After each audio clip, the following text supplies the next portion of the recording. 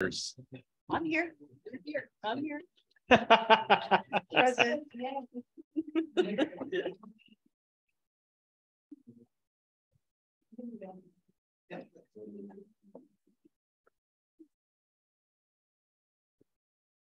Good afternoon and welcome back. This is actually the joyous moments for me to see the Planning Commission, all of you here, and and to talk about a big conversation in our community. So I want to thank you for being here. Can we get a roll call and then go through that process here? Yes, sir. We're going to take roll call for City Council first, and then we'll do the Planning Commission. Clark. Present. Dutra. Here. Orozco. Here. Parker. Here. Quiroz Carter. Here. Salcido. Here. And Montesino. Here. We have quorum. On to the Planning Commission. But before we do begin, I want to announce that Planning Commissioner Ed Acosta will be joining us virtually. And that's allowed under Assembly Bill 2449, which allows participation under certain circumstances. In this case, my understanding is there was an emergency circumstance for Mr. Acosta. What is required in order to be able to use this government code is that Mr. Acosta participate virtually using his camera and his microphone. He has to announce whether there's someone in the room with him that's 18 years or older, and the Planning Commission must approve that he can participate in this manner. So Mr. Acosta, I see that you're on the call now. Could you explain to us your emergency circumstance, please? We're a family emergency. Thank you. At this point, the Planning Commission, I'll take roll call, and then after that, we'll take a vote to see if the commission is in agreement with him participating in this manner. Oh. Dodge. Present. Redden. Here. Rojas. Here. Cencion. Here. Vega. Here. And V. Cholson. Here. And at this point, is there someone that would like to make a motion to allow Mr. Acosta to join? I'll make a motion to authorize the staff allow him to join. Thank you. Do we have a second? I'll take roll. Dodge. Yes. Radden. Yes. Rojas. Yes. Cencion. Yes. Vega. Yes. And V. Cholson. Yes. Mr. Acosta, do you have anyone in the room with you that is 18 years of age or older? I have no one present. Perfect. At this point, you'll be able to participate in the meeting. Please keep your camera on. You may mute yourself when you're not speaking, and we'll do our best to include you in the conversation. Thank you. If I could say, it was really difficult to hear the commissioners. I couldn't hear anything on my end. It was. I think that there's a challenge with the microphone. I'll go there and address it. Thank you. Great, thank you.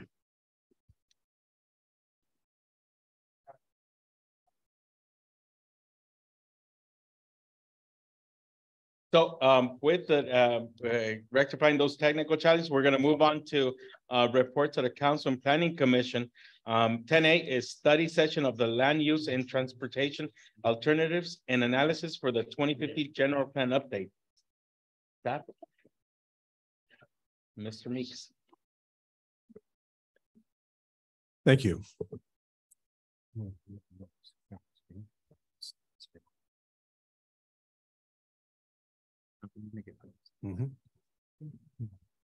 Just one last logistical hurdle to get over, and we'll begin in just a moment. My name is Justin Meek with the Community Development Department.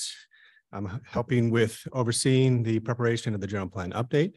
And with us tonight is also David Sargent with Sargent Town Planner. They're their lead consultant, also in preparing the update for the community's general plan.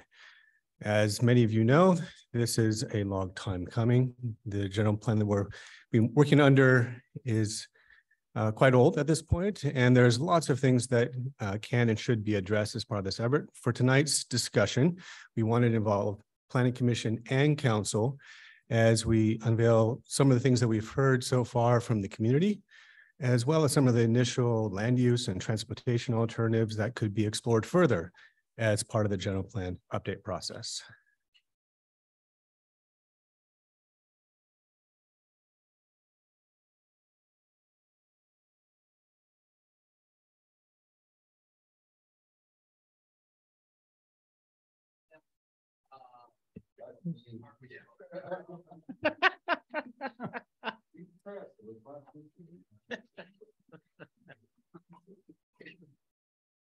There we go. Good reminder to silence my own phone as well. So the title of this presentation is the Community Vision, Type Places and Growth Alternatives. And unlike our previous presentations from Metro, we have a lot of slides and we're going to go through them all. We want to give you plenty of opportunity to think about the future of Watsonville, what you like, what you think may want to stay the same or change. And just by a quick orientation about the general plan overview, I know for some of you, this is something you've experienced before. For the members of the public that hasn't gone through this as well, we just want to provide a very quick opening on what a general plan entails, what this process is all about. First and foremost, general plan is a long-range planning effort. It lays out a comprehensive vision for the community, typically on a 20 to 30-year timeframe. General plans are living documents that may be amended as necessary, but it's intended to help guide this community's growth over time. And then it gets implemented with things like zoning changes and so forth. It establishes goals, policies, and ways in which it can be fostered over time in a wide range of different topics. Organized in chapters that are called elements. There are certain elements that are required in any general plan, and those include things like land use, transportation, conservation, safety, noise, and so forth. With any general plan, it's also something that can be customized for a community.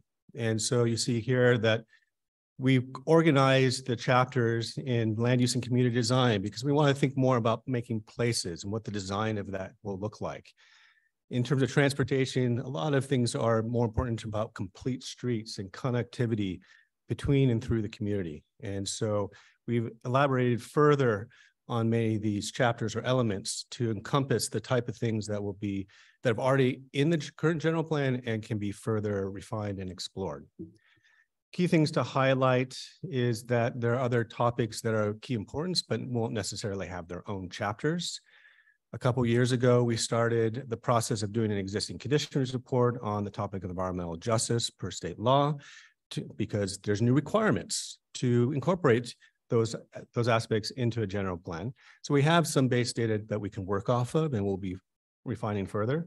There's also the Climate Action and Adaptation Plan that was prepared a few years ago that provides a lot of relevant information about the ways in which the community can become more resilient in the face of dangers due to climate change throughout the community.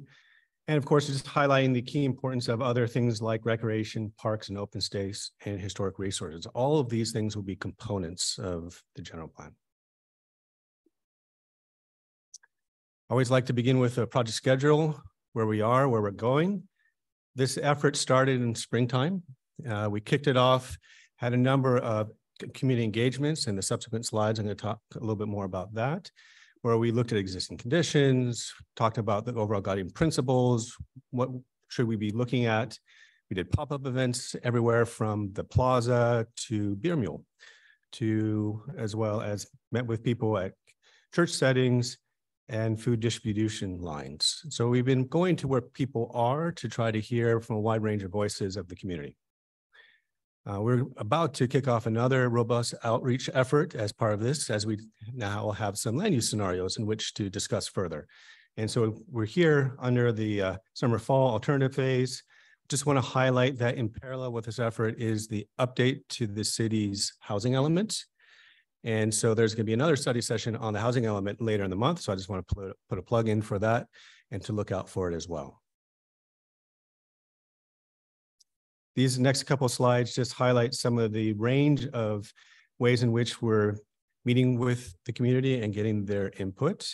Everything from a very robust website that has a whole wide range of information that is far more interactive than what we've typically used in the past, easy to navigate, and also translated into Spanish. We've been posting things to our social media sites, as well as having both in-person and online events. Pop-up events that you can see in the lower end corner there in the plaza, to the community workshops where we have maps and the opportunity for people to come around the table and share their thoughts. And as I mentioned before, we have advisory committee meetings with the community as well as with technical folks from other agencies to get their input on a range of topics like transit, for example.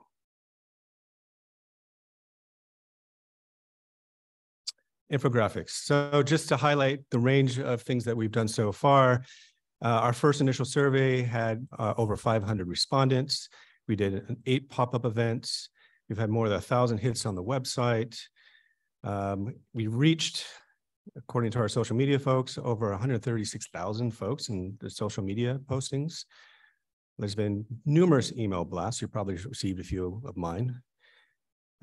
We've had advertisements even in Chamber of Commerce e-newsletters to share information about taking the survey and learn more about the general plan process.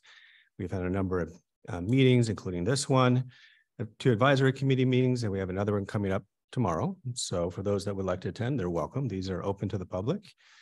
A whole host of stakeholder meetings with a range of folks, from those that are interested in housing to economic development. And the airport, yes. And I got a question, since we're just talking about the fair and how the fair brings a lot of the community. We're going to be there. Well, if it, we look for those types of opportunities. So for example, we were at the plaza for Cinco de Mayo, and that was a great way of reading a wide range. The only challenge is it's just scheduling if it aligns with some of the outreach efforts, but if it does, we will make every effort to be at the fair and other events. Thank you. They do offer different demographics, so I want to make sure that all demographics are covered in the community. Thank you. Thank you.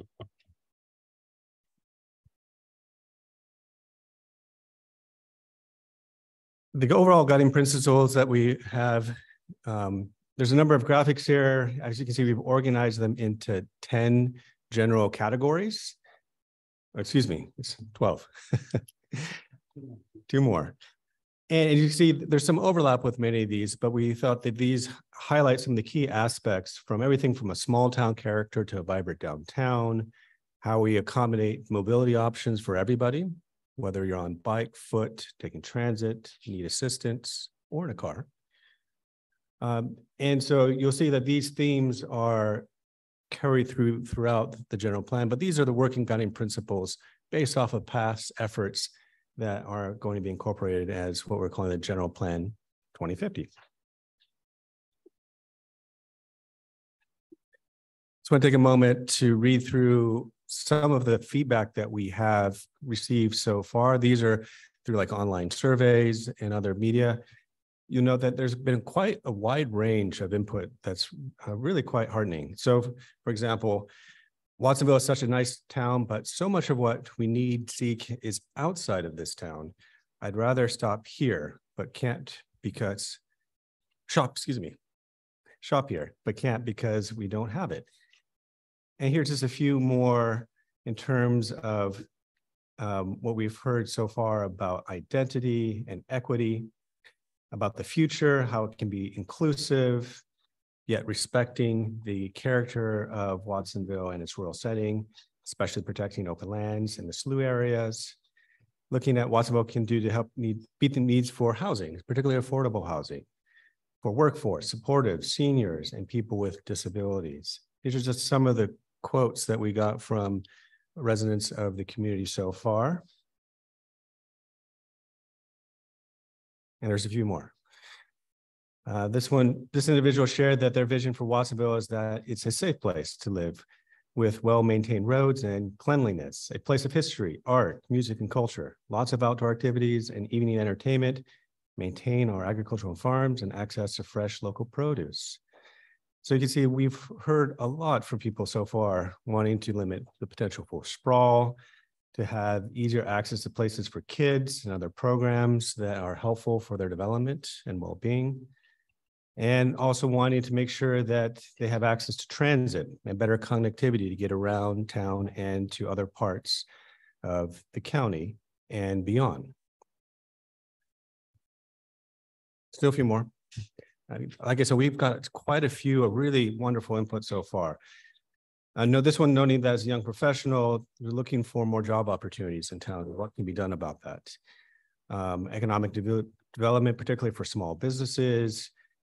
What about options for buying homes? Are they available? Roads that should be drivable and safe for everybody, peds, bikes, drivers alike. Looking at all parts of Watsonville as being lively and healthy, and of course, tapping into this wonderful natural environment in which we live. It's a long quote, but people really have an expression for what they love about this town. There's a really strong sense of place that comes through in many of these comments to date. And looking at how to invest in the community, in the town, to provide more access to housing, instead of new businesses, that would stick around and can survive and thrive. Looking at our infrastructure, our roads and other infrastructure that's needed, and how that could help the community thrive for generations to come. I'm going to turn this over to my colleague here, David Sargent. He's going to talk a little bit about place types and how that is to be thought of for what's here today and what might come in the future. Thank you, Justin. Thank you very much. And good evening, Council and Commission. It's our pleasure to be able to work with you on this plan. So state law requires that the general plan discuss land use and transportation, which is kind of a clinical way of looking at cities. And we find that what people experience is places. They experience the environment around them. You step out your front door, you experience that environment. You drive or walk or ride your bike to a place to shop or a place to work or a place to play with your kids, and you experience that environment. So, and Watsonville, unlike many places that we work, is already a place of places. You already have downtown, you have neighborhoods that are not just housing projects, they're neighborhoods. And so we think that it's useful to express the vision for the future in terms of complete places that are of a distinctive quality that make them, that express the small town character. Small town character isn't something you can just sort of, it's not a veneer you can add on later. It's the structure of the community. It's the nature of how you grow. So here you see on the upper left, it's a place that you can shop, but it's also a place that everybody can get together. On the right, yeah, that's housing, but it's housing that's part of the natural environment that you've inherited. So it's land use plus community character. And 20 years ago, a lot of general plans started adding in a community design element separate from the land use element. We think it's all the same subject. So we think that it's useful to express the general plan's vision for the future in terms of complete places, in which land use is a very important element, maybe the most single important element, but only one of many things that the general plan is conveying. So land use just simply, I mean, you're in this business, so the residential basically means places to live. Commercial means shops, restaurants, and businesses. Industrial means mostly employment generating businesses and wealth generating businesses. And open space is open spaces within the town, open spaces outside around the edges of town, and in your case, open spaces that come through the town in the form of the sloughs. You have all towns have outside edges, but you've got inside edges along those sloughs that provide a great value, can provide great value to the community. So in conventional planning, or in the most conventional general plans and conventional zoning, you're looking at residential projects and commercial projects and industrial projects. And the streets are basically what let you drive back and forth between the projects. Well, that's not a small town idea. That's what has generated a lot of places that, well, you can do better. And a lot of Watsonville has already been made originally in a form where the streets are an integral part of the public space. We often say that each building belongs to somebody, but your town is the spaces in between all the buildings. So what kinds of spaces do you have in between all the buildings? Are they spaces for families to take a walk or a bike ride? Are they spaces to have special events? Are they spaces to just meet your neighbors? Well, you know, so a few of these pictures here maybe don't look like spaces where you'd want to spend a lot of time. So, however, when you think about place types, whether it's on the upper left is certainly, it's a residence, but it's part of a neighborhood. The upper middle, it's part of a downtown or a center of a neighborhood. So yes, there's commercial uses. Yes, there's cars and pedestrians moving through there, but it's a place, it's a space. In the lower central picture there is a more private courtyard, a garden court that's shared by a bunch of residences, but essentially it's about making sure that all of the open spaces of your town are what we sometimes call the living rooms of the community. And that really is the heart and soul of what people mean when they say small town environment. At a larger scale, then you have your Vista 2030 plan, which was a very good document that never quite got adopted because of some technical difficulties and legal entanglements, had already expressed the intention of thinking about some of your major streets as what we call livable corridors, where you could have some more intense housing. If you're gonna do a lot of infill and not sprawl out into the agricultural land, you're gonna need to build up some, and that can be terrible and that can be wonderful. And the difference really is design, which is why we talk about place types, which is why we talk about land use and community design as one completely connected idea.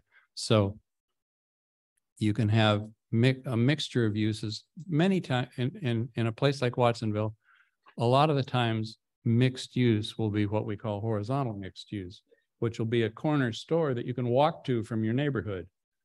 In some cases, it may be that you've got apartments over the store. In some cases, it'll be that you've got offices over the store. But the main thing is about mixing land uses in controlled ways. And that's what's so important about the general plan. Can have policies that describe the prescriptions for how you mix uses so that they add value to each other rather than conflicting with each other. A lot of the single-use zoning that we inherited from the 50s and 60s was intended to avoid land use conflicts. Okay, well, right. So you don't put an auto dismantling facility next door to my house, please. But on the other hand, there's a lot of things that, you know, would be called an industrial use. Well, it might be somebody making small things on tabletop machines, or you know, somebody sewing clothing, or, you know, making handicraft. So the point is simply to think about how can you make different activities of daily life, your work, your home, your shopping, your recreation, how can you integrate those as much as possible without creating problems, rather than how far apart can you put them? Because it's the separating them from each other that is threatening to burn down our planet. You're making everybody drive, you know, 2 miles to work and 1 mile to shop. So by bringing, you can, and mixed use places also turn out to be very valuable. People pay a lot, these are places that attract people, and that's your downtown plan, which we've had the honor of being co-authors of, is intended to make downtown a place that people just can't not come to. But, you know, you'll see, you come there once and you say, whoa, we got to go back. And you tell all your friends and you post it to Instagram, say, hey, have you seen downtown Watsonville? Well, the same thing can happen for the other parts of town. So you can have places. So essentially all of the public spaces at every scale, the big streets, the little streets, the parks, to some extent, the sloughs by virtue, well, I was going to say are places for people. No, sloughs are mainly places for birds and fish and critters, but you can thread trails through there in ways that don't bother the bunnies and create great value for the community. And certainly within the town, you can make every place a place for people. So what you have already in Watsonville, the base place types, and we'll look at this and we'll learn from you all as we go, but the basics are neighborhoods, different kinds of neighborhoods. Some neighborhoods most neighborhoods are mostly houses. Some are smaller houses closer together. Some are bigger houses farther apart. Some have, we'll come to a slide in a minute, that have other housing types mixed in. Then you've got neighborhood activity centers, which throughout the last 50, 60, 70 years have mostly been shopping centers. But there are also places that people come together from the whole community or within a neighborhood. We have a picture here of one out on East Lake that we think is a particularly cool example of a shopping center. It has a lot of character and interesting stuff going on there spatially. You got, and we think that there are a lot of places around town where new neighborhood activity, where new activity centers can be generated. You know, older shopping centers can have new, more interesting activities mixed in. In some cases, some housing can be mixed in. And along some of your big corridors at key intersections, you know, community gathering spaces can be generated. Downtown is the community. Downtown is basically the super activity center. You know, it's the activity center for your whole town and for other towns. And it's going to be amazing.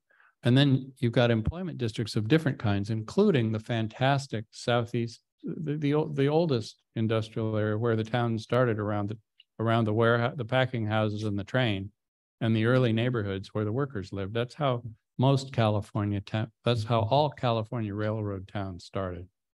And the railroad is what, you know, well, the railroad town is basically what put you here. And then the settlement grew around that. And so we think with the possibility of a passenger train service again to Watsonville and the possibility of nucleating some new activity around that area, just south of just adjacent to the downtown, seems like an enormous opportunity for employment plus a lot of other kinds of activity. And then open space and public facilities, of course, are a critical piece of they're the infrastructure, but they're not just infrastructure for cars and water and sewer and stormwater. It's infrastructure for humans. I got a question. Please. You go back to your slide. Yeah. Yes. How do you because I always had these questions because, you know, when I first initiated the council, I represented District 4, where it encompassed, you know, the Target Shopping Center, which is a neighborhood activity center. And I would always talk to other council members as that was my downtown. I would never venture to downtown unless I needed to pay a bill. When back you paid a bill. Yes. Now you do it online, so I never, you know, never travel past that point. Right. So a question is like, are communities encompassing the neighborhood activities centers like those? Or because they're sort of in conflict with what you were talking about in the downtown, because you want to, you know, so like I said, that's just an open question, like, you know, because I have trouble, you know, looking at you know, those components, because like the activity centers, like I said, I saw the Target Center, like everybody going there, getting there, shopping. There, when you went to go get a video, you got restaurants, you got food, you just had everything. It was just a hub. Everybody was like hopping everywhere. And so what we know, what we would suggest, but it doesn't really, there's a little dissonance between that kind of an environment for shopping and dining and the small town character that we're hearing about. So we're always looking at bridging gaps and connecting dots. Yeah. So we would ask ourselves, how can a place that's built on a particular economic model of, big store, big parking lot, lots of people come, lots of people go. And how could that become more interesting? How could that become a place you'd want to stay longer and do more things without breaking the original model? I mean, obviously you want Target to be successful. Everybody goes to Target. I go to Target. Yeah. I mean, so you need those. So these activity centers aren't all going to be the same type, but how could that become more of a place that is comfortable for people rather than, because right now it was really just designed for cars. Yeah. It's just a. It's big just parking lot. 100% Boom. designed for cars. Yeah. And so over time, how can some of these, there's lots of places that were just 100% designed for cars. So what our firm specializes in, maybe most of all, is thinking about how can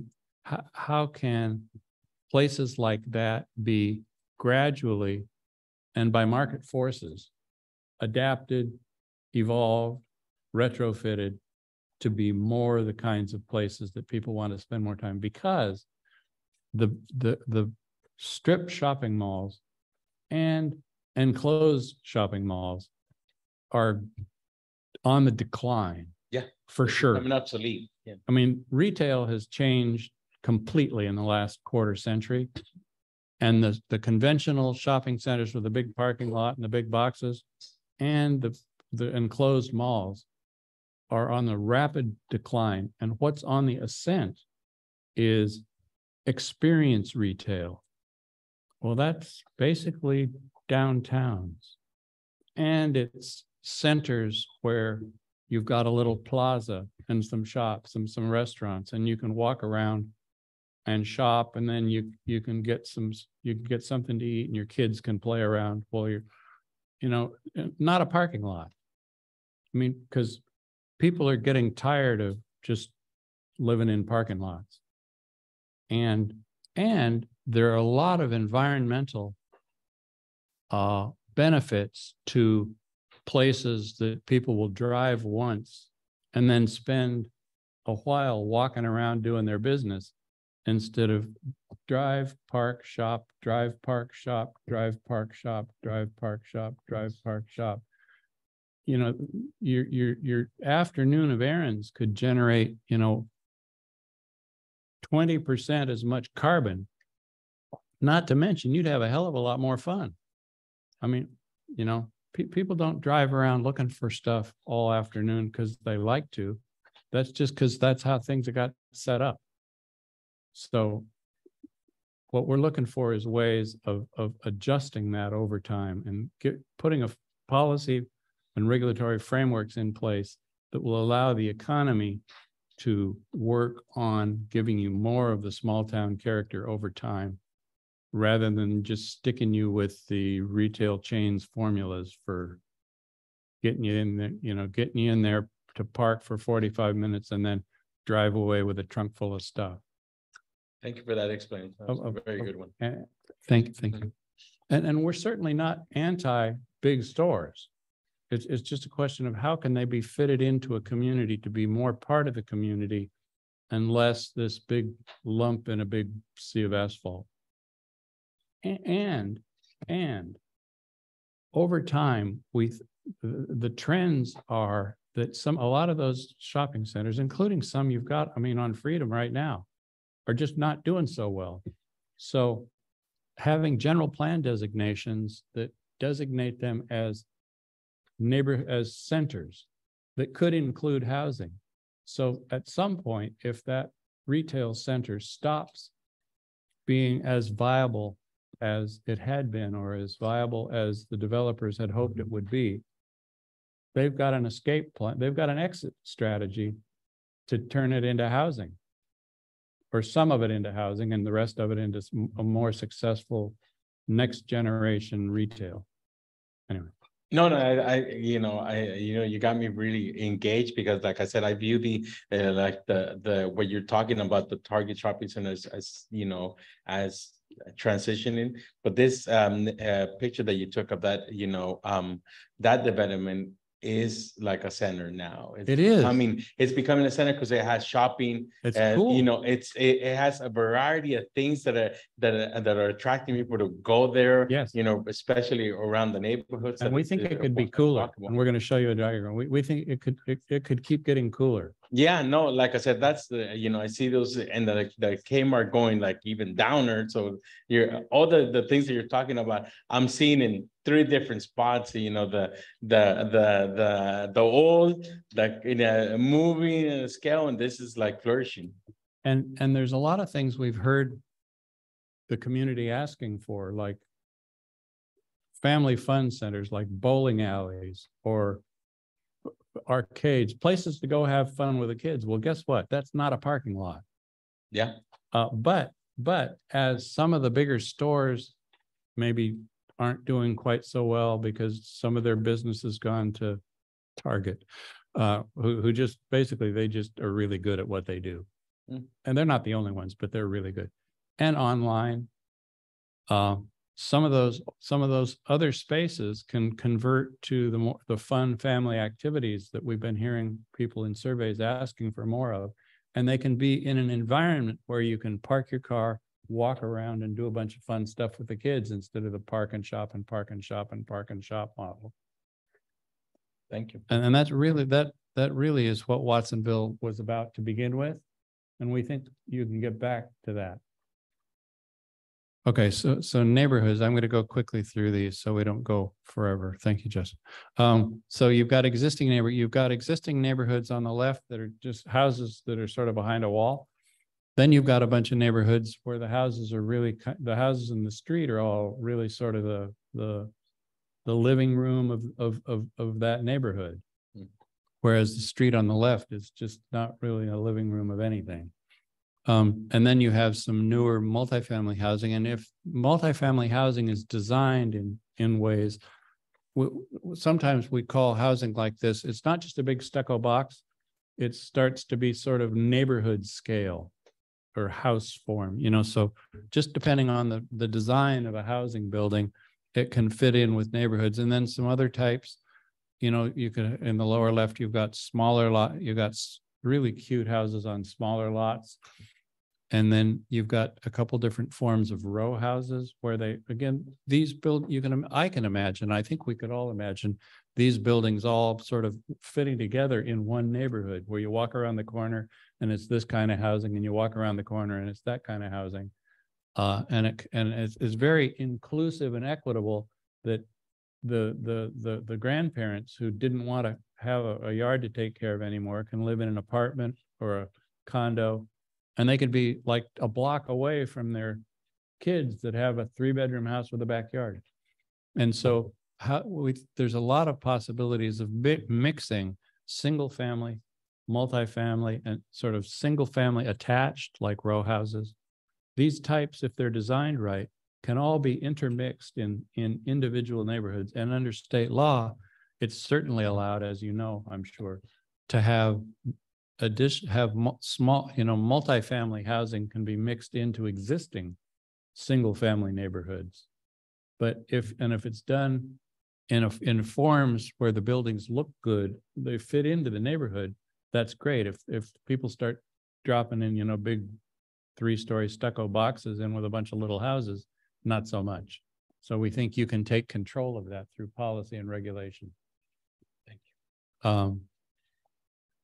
And then within any housing project or within any neighborhood, open space is a very important thing. So many cities for so long have said that, you know, parks aren't that nothing that's less than 5 acres counts as a park, and it's not a park if it doesn't have a baseball field in it.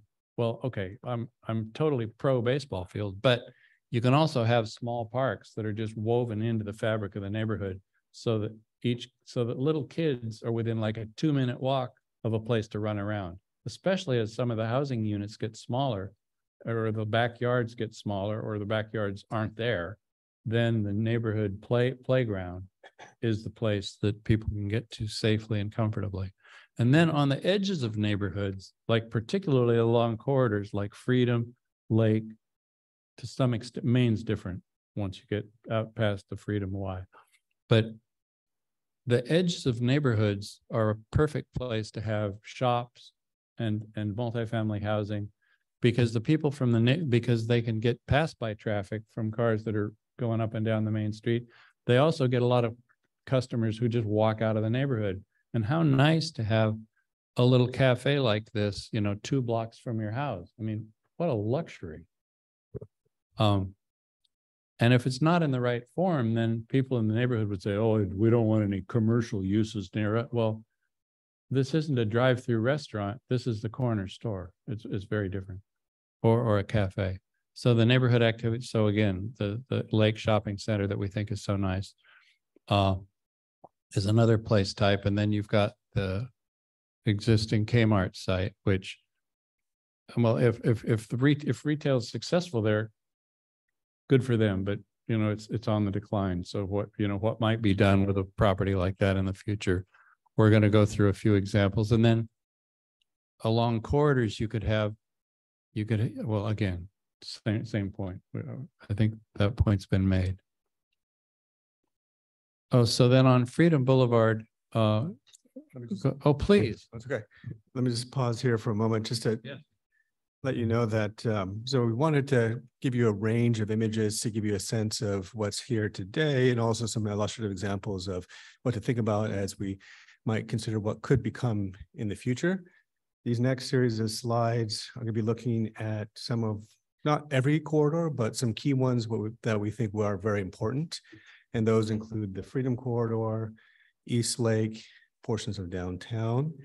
And again, I think what we want you to do as you look at these images to think about, what about this corridor works today? And, not necessarily tomorrow, but in 10, 20, 30 years time, how that could evolve.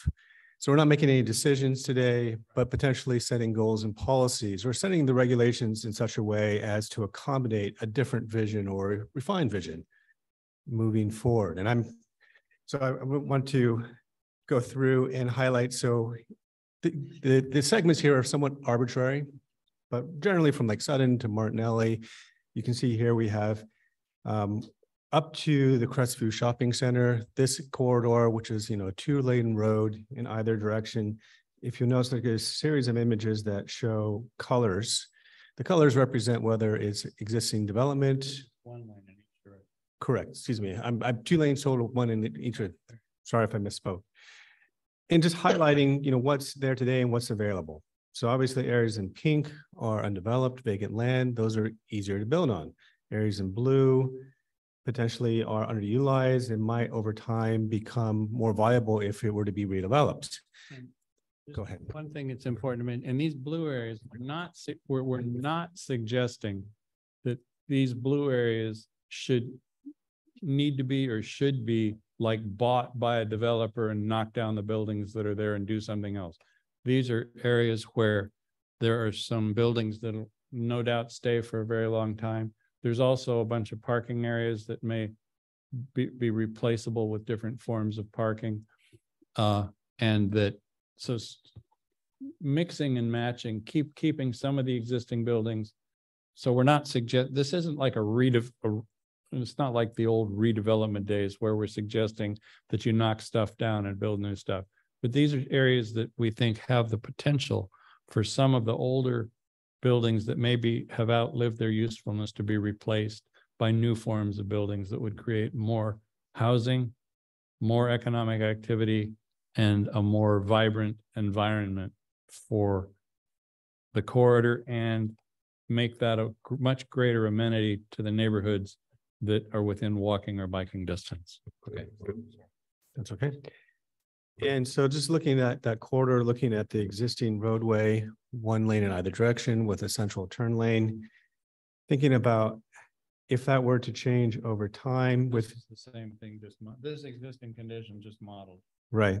So now we're going to have a series of slides showing what that can potentially evolve it into if that's what was the preference. So you can see with the introductions of bike lanes, still maintaining parking, and possibly further enhancing that with additional street trees. One of the things we've heard in the urban green plan and other efforts is the importance of trees, not only for providing shade, but making much more of a livable environment.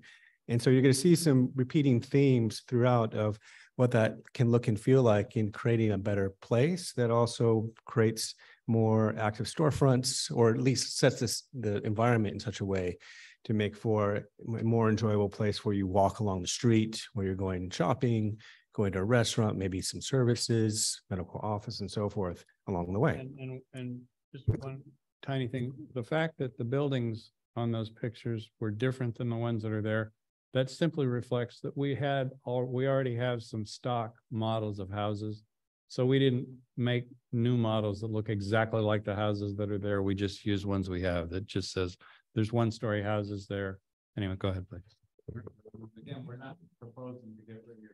Yeah, and as David noted, you know, the images that show these areas in different colors is not to suggest that they will change, but just give you a sense of scale and the extent of land that might be available. So again, in terms of areas that might serve for potential infill, whoops, there's a lag. You can see in this stretch of Freedom Boulevard, you have a lot more land possibly to work with. If the Crestview Shopping Center and so forth were to look to redevelop, you have close to 7 acres with which to work with. Whereas the other one, we're looking at more smaller lots, less than an acre in size. The kinds of development potential for those is different than it is along this corridor. And that's the main thing we want to highlight, noting that, of course, some of these areas are not even within the city's control. You'll note that one of these sites is next to the county facility. And they also have some ideas for redeveloping their property with a mixture of housing and other kind of services too. So I just want to acknowledge that. And then again, looking at the street and what that can evolve to, by no means are we suggesting that the cemetery is all going to change, obviously. On the other side of the street and in the street itself, again, looking at different models, what it is today, now you have 4 lanes of traffic with a central turn. And they're pretty wide. Right? I mean, they're wider than one. And just to highlight in terms of scale, you can see that in the terms of the size of the lanes, in some cases you have 12.5 to 11-foot lanes, which is almost the point of highway lanes, which allows for speeds. So if you want to help slow down traffic and make it safer for people, you look at the lane widths and you look at providing more parking, and you look at also introducing, again, a nicer streetscape environment with bulb-in parking, bulb-in for the additional street trees, and how that can help change the overall feel for this community. This is obviously also considering what it would look like if there was a lane reduction along Freedom too, that would further calm traffic, but still accommodate traffic flow. We're going to analyze very carefully the amount of capacity that's needed. Nobody wants to ruin a street by making it, it's got to carry enough cars. So it's a matter of, but what we find is very often if the cars are moving more smoothly and more slowly, counterintuitively, the capacity can go up significantly. A steady flow of traffic at like 25 or 30 miles an hour can carry more cars per lane than 40-mile-an-hour traffic. Because when cars are going slower, they can be closer to each other front to back, and so you can get more cars through if they're going a little slower. Not to mention the increased pedestrian and bicycle safety and the increased value of the property adjacent, because the ambient noise levels drop really quick. If you go from 45 down to 30, the amount of noise in that space goes down a great deal, and the safety goes up a lot. But only if it's proved, only if we can prove that it could work. Otherwise, then you just keep the 2 lanes. So I'm going to run through some of these slides quickly. Similar concepts, again, looking at this Freedom Corridor, looking at the Kmart building and the adjoining property, very large site. This is just showing it in totality along with the vacant adjoining parcel. This potentially could be a significant redevelopment site over the medium to long term. And we're going to talk a little bit about this in terms of some of the growth scenarios and what are some of the challenges and opportunities. I don't want to get there yet, but I just want to preface that that's coming up. What, I don't see a light, a color where, we have a pump station or reservoir right adjacent to. Right after Thinking about the reservoir that's along Freedom Boulevard? Yes, That's not displayed in one of these pictures. but is there like opportunities there? We own the land. Is there opportunities there? It's a good suggestion. I know that in recent past, around the 2018, 2019 timeframe, Public Works was looking at the need for upgrading that reservoir and whether to continue to have it above ground or possibly explore other things like below ground. Obviously, if you go below ground, you open up the opportunity for perhaps parkland or other uses. It's a lot more expensive once you go below ground to construct it. But that's something that we could further explore as part of this effort. Yeah. Thank you. Indeed. Again, existing conditions of what Freedom Boulevard looks like today, looking at an illustration of what that is today again. And similarly, how if you again reduce the lane width, helps slow down traffic a little bit, you make a little bit more room for dedicated bike lanes. Obviously, a 5 to 7 foot bike lane isn't ideal, particularly with traffic that is going very fast. It doesn't give a lot of shy space, so you feel comfortable on the roadway. So there's other treatments that could be considered. Again, with reducing it and shifting it over, you could potentially provide a protected bike lane along the curb, protected by parking and trees. And in this scenario, if the Kmart shopping center site was redeveloped, then the amount that you move the curb in is totally flexible. So you could just move it another 5 feet and you'd have wider bike lane. Yeah. And just carrying through the theme of what the space could evolve into, what that might look like. We also provide just a lane reduction ones for illustrative purposes. Shifting to another corridor, looking at East Lake, just in 2 different segments. The main takeaway with this section, roughly from Lincoln to Hushback, is there's not a lot of, there's no real vacant land. 2, there's not a lot of commercial spaces that are of large size, as compared as you go further afield towards the East Lake Shopping Center, which involves much larger site, including some vacant parcels and underutilized parcels as well, that might lend itself for further redevelopment potential. One thing I just want to highlight is David spoke about liking this center, and we do. And we think that there is more infill opportunity there today where there's adequate space for adding additional development as shown in the yellow outlines for new buildings that could frame nicely into the shopping center as well as potentially across the street and creating much more of like a node or a center for activity. One of your comments earlier about, what about downtown? What about Target? If you imagine these areas are roughly a mile or 2 apart from one another, they create their own sort of center for themselves in their adjoining neighborhoods that people can easily get to by foot, by bike, by driving too, of course. One thing that David just wanted to speak on. Yeah. Can I comment on something? Go ahead, please. You mentioned people getting around on foot, and I'm just thinking the corridor between Airport Boulevard and Freedom, between Carl's Jr. and Compton Terrace, there's no sidewalk in that area. Yeah. So if people want to walk, sometimes there's parked and there's people having to navigate, walk on actually the street and potentially be hit. So just that area is a concern. Yes, ma'am. Having a sidewalk, we haven't had one. Well, that's going to be a baseline policy. With except for there might be somewhere in town sort of a rural edge neighborhood that might have streets without sidewalks that would lead you out to trails or something. But wherever wherever you're connecting between, Maybe with very few exceptions, we would suggest that sidewalks go everywhere, for sure. The gaps in the sidewalks are just gotta go, Thank you. for sure. And there's sidewalks and there's sidewalks. You know, the little 4-foot sidewalks that are right up against the curb Uh-huh. with fast traffic, we tend to call those wide curbs. Rather than, I mean, they're hardly dignified, they're hardly worth the name sidewalk. So sidewalks either need to be deep enough that you can walk not right close to the traffic, or better yet, they can be separated from the curb with tree plantings. Okay, thank you. So for sure, that's gonna be a very. high priority.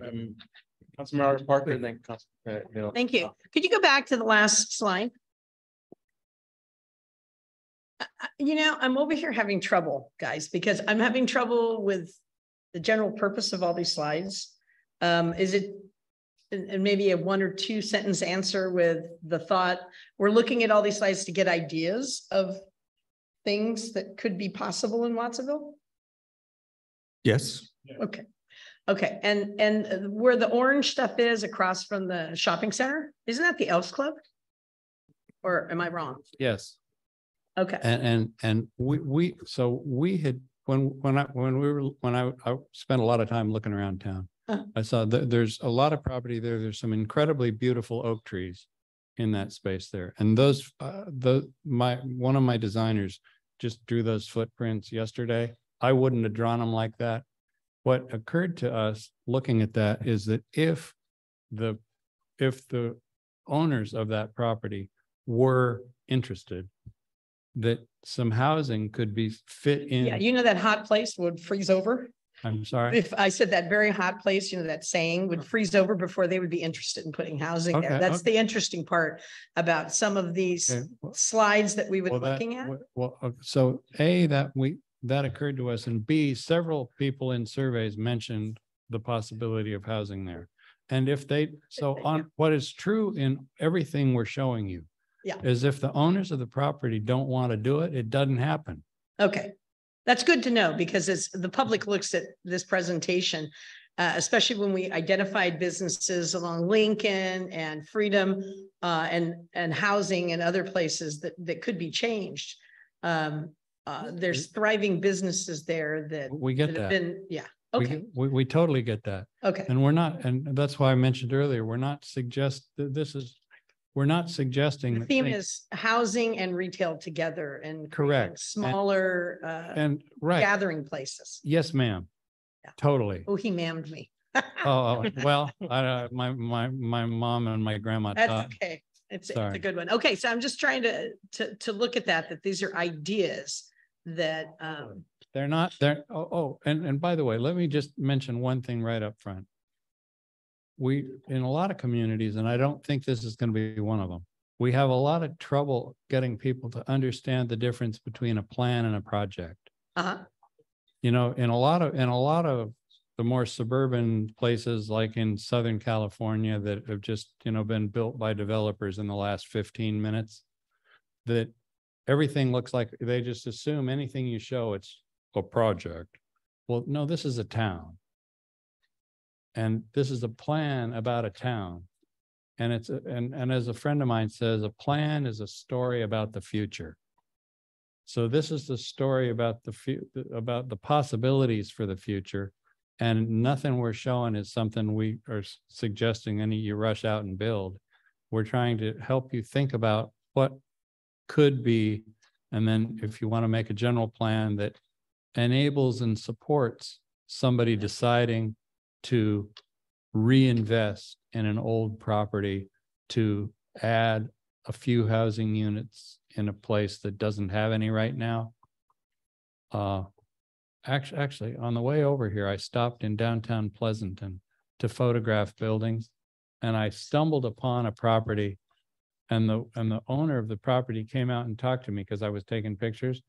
It was a little commercial building that this couple had bought, and they had built 3 or 4 housing units in the back of the property that just had this little commercial building on the front. And now the lady runs a beauty salon out of the front building. They live in one of the units in the back and they rent out 2 others. So a lot of these smaller properties are maybe an opportunity, not for some developer to come in and buy it up, but for people who own the property to reinvest.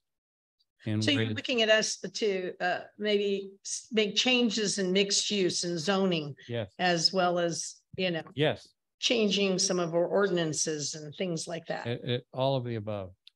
Okay. Yeah, and let me just, build off of that and segue into say that part of this is to help frame the discussion about what Watsonville becomes over time and make some serious policy discussions on how the community might grow to accommodate the jobs and houses that people would like. And so these just lay out some different ways of thinking about it. This is just an illustrative example of what the shopping center might continue to grow into, just to give you a sense of what other communities have done.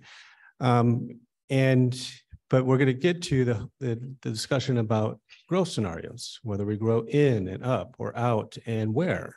Those are some of the key discussions that are really important when it comes to the general plan process. And along with this is how we tie it together with our public spaces, our roadways, how they connect, how they create a different kind of place that is more inviting. And that's what mainly a lot of these illustrations are to help visualize of what that can look like with a policy prescription says, this is what we want to see happen. So we have new development, or we have capital improvement project funds and grant funding. These would guide what the decisions would be for implementing that moving forward. Downtown, again, similar concepts, just highlighting what available areas. One thing you'll note is that a portion of the church's parking lot is highlighted here, not to suggest that the church is going to build on their parking lot, but just to note that state law has changed in such a way as to allow for churches and institutions to build housing on their property. And if so, where that might go and what available land is there for that purpose. And so it's just, again, a sense of scale and looking at how that, what areas might make sense. Again, the decision, to your point, Councilman Parker, is well put.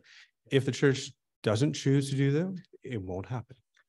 And just a comment, and tell me this is where I'm going, because people are scared of change and have this perception. And I don't want the perfect example, Fox Theater.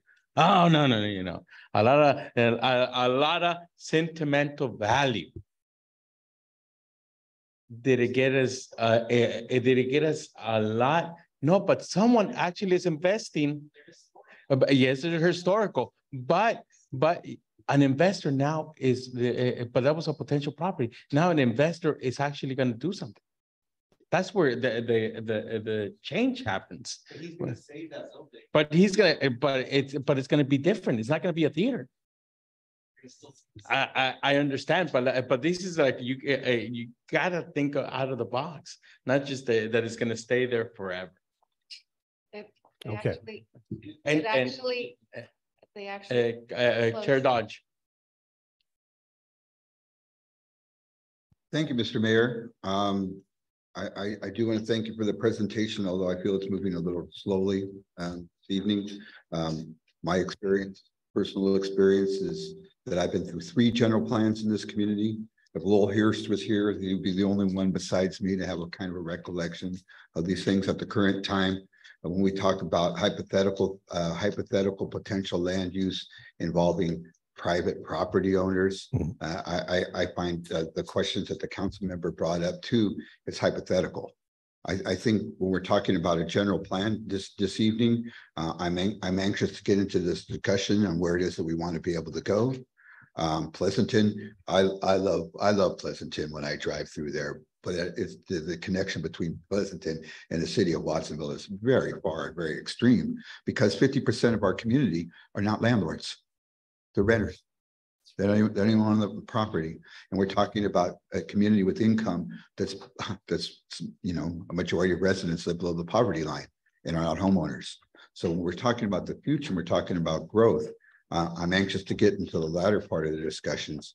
I will say on behalf of my friends in the ADA communities, sometimes when we talk about bicycle lanes and we talk about reductions of sidewalks, we forget that those sidewalks transport our ADA community on a regular basis. If the sidewalk is bad in a neighborhood, they can be hurt.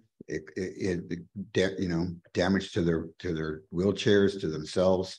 So sometimes when we talk about sidewalk reduction, Nothing we've shown and nothing that we will show involves any sidewalk reduction. I believe I heard you say that. We can't do sidewalks in certain contexts. No. It would be reducing the width of the vehicular lanes from highway width to town width.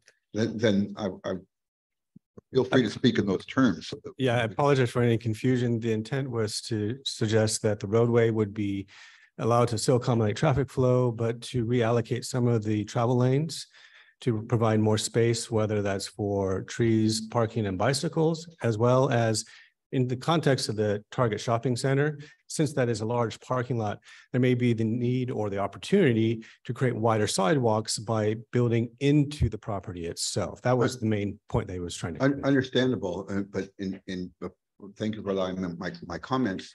When we do talk about hypothetical and areas of potential, the city of Watsonville has been, the staff has told us on many occasions. I've been a member of the Planning Commission since the 90s off and on. And so we've heard on several occasions we're built out. Mm-hmm. And then we're talking about potential land use that's private property. I don't know how that plays into with our housing numbers that we're going to be required to build. And I'll thank you for allowing me to ask my questions. I'll hold off until later. No, and I appreciate, the comment about the potential versus what actually occurs. Let me get through some of these next slides so we can get to that discussion on some of the growth scenarios, some of the opportunities and challenges therein. I got Commissioner Costa having a question. Oh, yes. Online. Go ahead, Ed. Yes, thank you. I'll try to make this brief. I know we've taken up some time here. I think, thank you for the presentation. I think there's, this is a vision for the future, right? And I have to add that, change is sometimes difficult, yes, but, sometimes if we look at the future, sometimes it can be great. However, I had a question going, and I apologize, I have to go back to this slide. It is my backyard on East Lake Avenue. It can just real quick, if we can go back to it real quick, and I want to ask, because you said that you said the day before your staff had kind of put that up there, and you would have did it differently. What would you have done differently? What David was communicating is that if you look at just the outlines of those buildings from an architectural perspective, he would design the buildings in a different configuration than what the outlines convey there. That was the intent. Okay, so so David had mentioned these spots here. That was kind of what his staff had recommended as far as the outline. Right, so you can imagine some maybe courtyard type where you have the areas that are not shown in yellow, maybe like a common courtyard open space where residents of that kind of residential structure could enjoy.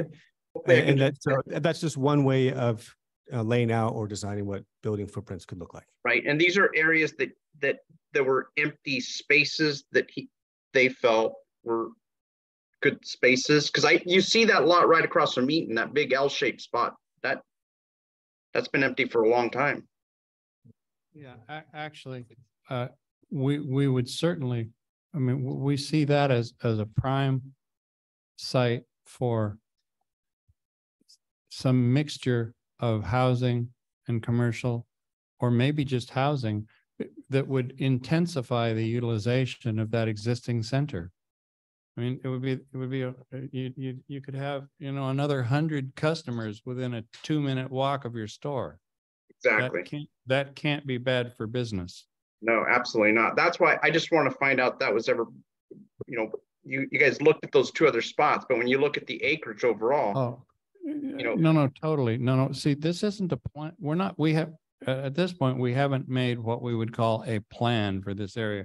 We're just suggesting that within certain parcels, you could do certain, you could add things. I wish if we'd had another couple, if we'd spent a little more time, which perhaps we should have, we would have sketched something on that L-shaped site for sure. That's the low hanging fruit. It just, we just did the other one because it was right across the street from the building that might go in that outside edge of the parking lot. I'm not trying to poke a hornet's nest. I'm just asking. Thank you, Ed. Thank you so much. I appreciate it. Very good. Member Dutra. Thanks. I know you want to get through this, and I feel like it's been really long, and I think we have an idea of where we're headed with this. And then I would hope that we're going to have a conversation about it in a bit. But I just want to answer Martha, your question. We've already planned that phase, so those sidewalks are coming. So I think he was just talking. He didn't really know that we have a different Freedom Boulevard phase. Just finished the phase now. That'll be the next phase that we're working on, and we'll be getting sidewalks. And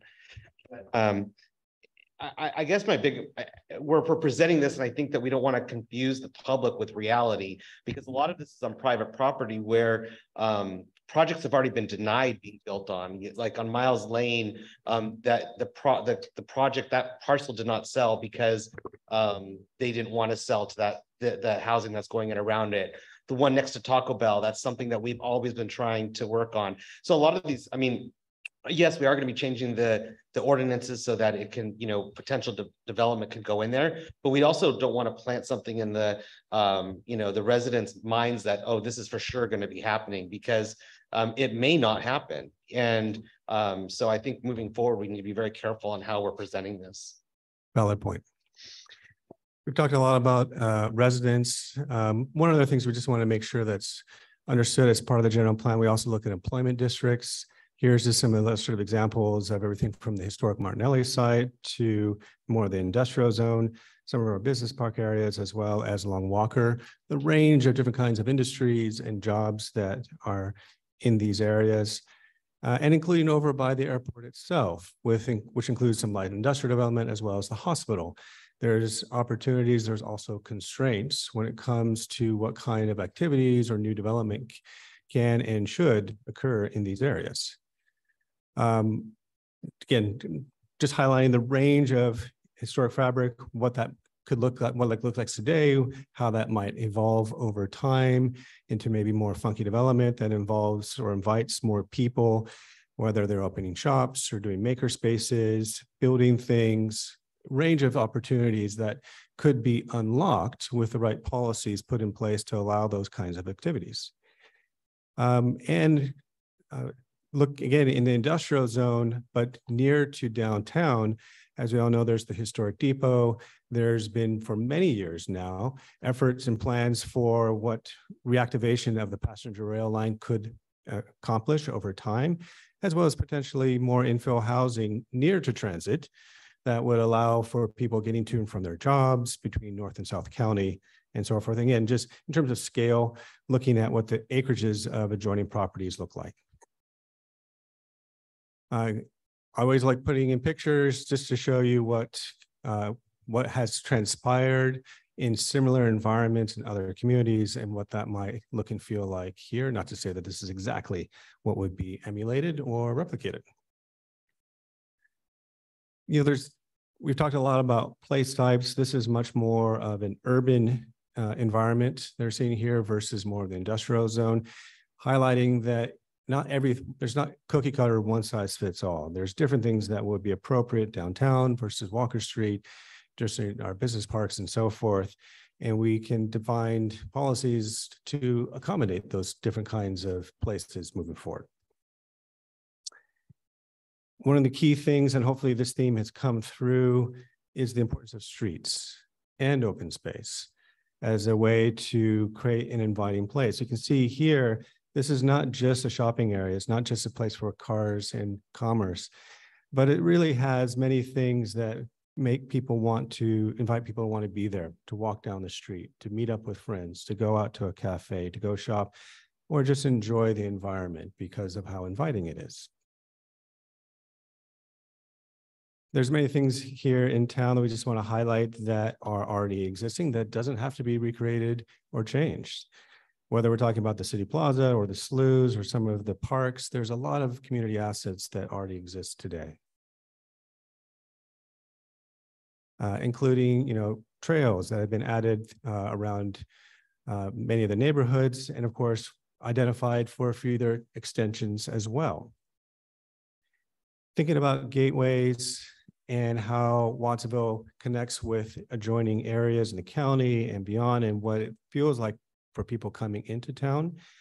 One of the things that we can consider as part of this is proximity to everything from Pajaro to the highway, thinking about, our historic downtown, what's developed around it, and the fact that there's plans underway by in Monterey for the extension of Caltrans and Pajaro, and what those connections could look like and how to take advantage of that moving forward along our major arterials, Main Street, 152, 129, and what kind of roadway improvements would make it easier for people to get to and from it, whether by car or bike or other modes, as well as residents in town, and thinking in terms of not only people coming in and through, but also getting to places just outside of town that people would enjoy, such as the beach, going down West Beach Street to Palm and Sunset beaches. They're not very far away and a wonderful asset.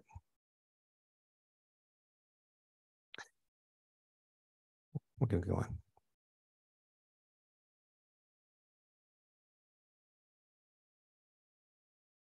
Again, some illustrative examples of what that looks like today, whether you're in the county, looking at the Redmond property. This is a subject site that has been talked about for a very, very long time. It's the subject of Measure U and Q and some memorandum of understanding of what can occur over there over time, and could be part of some future growth scenarios. Speaking of which, as we mentioned before, this is not what's going to happen today or tomorrow, but thinking decades into the future and how the community continues to grow, because growth occurs, change does occur, is how we try to accommodate it or plan for it in a way that meets the needs of today's residents and hopefully those in the future as well. Key question, and this was alluded to and spoken about by many of you, is where? What kind of uses? Are we talking about mixed uses? Are we talking vertical, horizontal? What would be some of the benefits that could confer to the residents and businesses? Because those are different kind of land use decisions that can be encompassed in this general plan process. What's the overall form? We showed a lot of images of what that can be like, whether it's single story, multi-story, whether it's right up against the road or perhaps set back. These are some of the things that can help define the character of the place. And this all, of course, is important to, create an environment that will foster more investment. One of the things that we talked about whether change will occur is if you set the policies in a way that allows for developers to come in and get a return on their investment, that can unlock future development in a way that perhaps has not occurred in the past. And of course, we're always thinking into the future and what our kids and younger generation needs as well. Key factors, these are some of the same themes that we talked about before and will be front and center in this process, is the topic of housing, jobs, economic development, but fiscal health as well. The natural environment, how to protect it, thinking in terms of areas that have not seen adequate investment or in areas that are perhaps of concerns from a safety perspective. All of you well know of the flooding damages that occurred over New Year's and the concern about increased precipitation and flood potential moving forward. These are a range of topics that are included in this. And at the heart of all of this is what the overall community character is today and how it evolves over time. So finally, growth scenarios. These are intended to outline a range of key ways to think about how the community might continue to grow.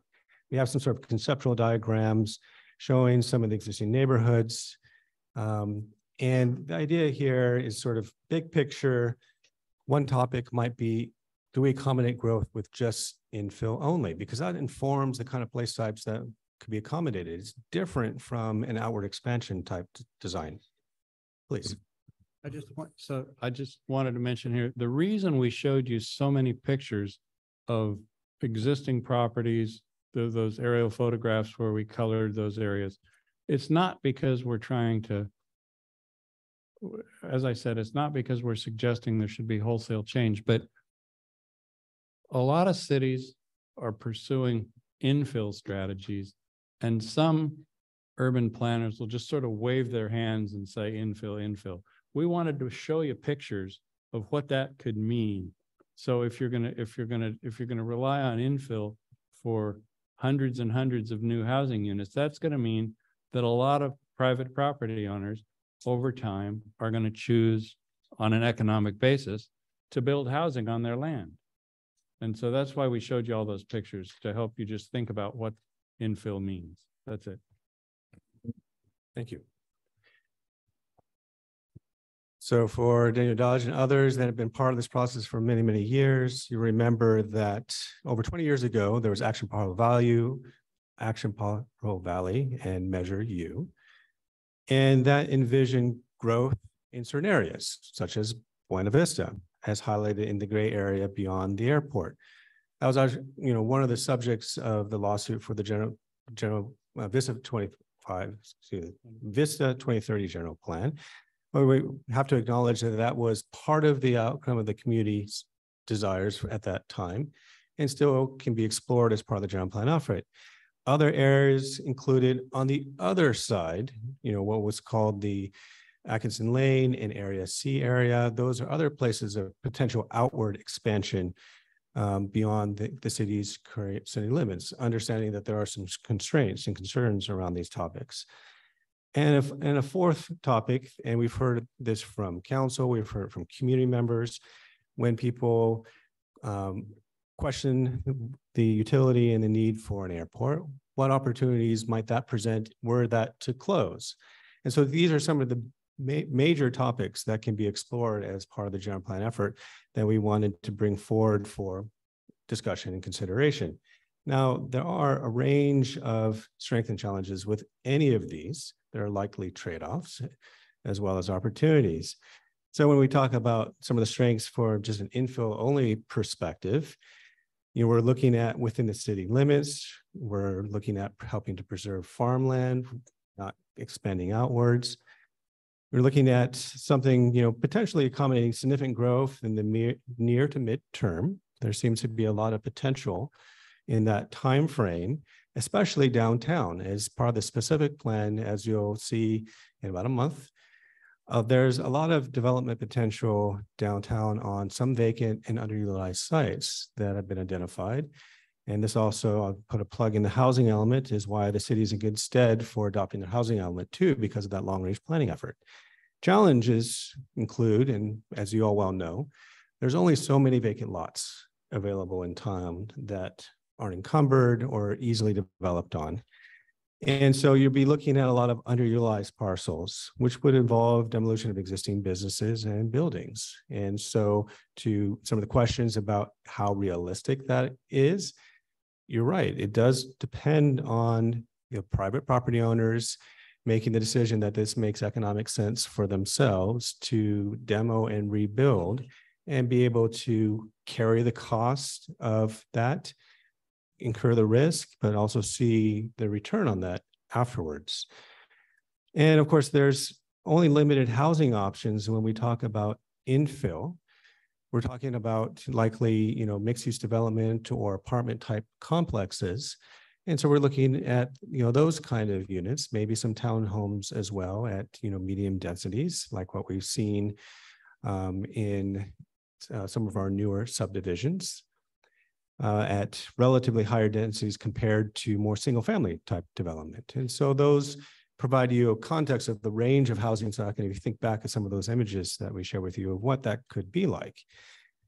When you think of some of the challenges here, I just also want to highlight that under this infill only concept, while the downtown environment is largely encumbered, we see a lot of potential, there are some constraints in other corridors and areas of Watsonville too.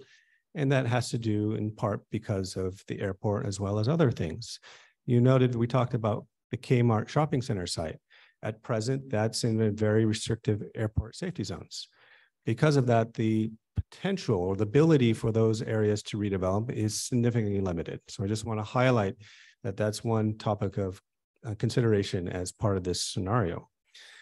But at the same time, some of the same strengths reside, but just noting the airport safety zones and again, the Gamma Shopping Center.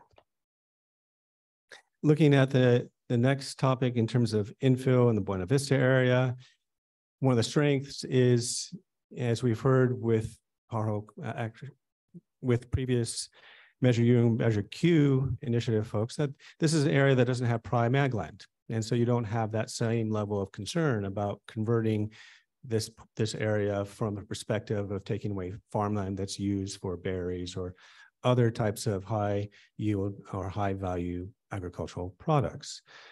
It's located within the urban limit line that was, of course, extended for 20 years with Measure Q. It does, one of the strengths that accommodates the ability for a wider range of housing types. As we expand outward, you can envision more single family or townhome type structures that could be part of these areas, as with any outward expansion areas. Key challenge with the Buena Vista area is not only the airport, but also steep slopes, which can create additional costs when it comes to providing roads and utilities. And I got to have myself in terms of the airport. Same issue. Area C.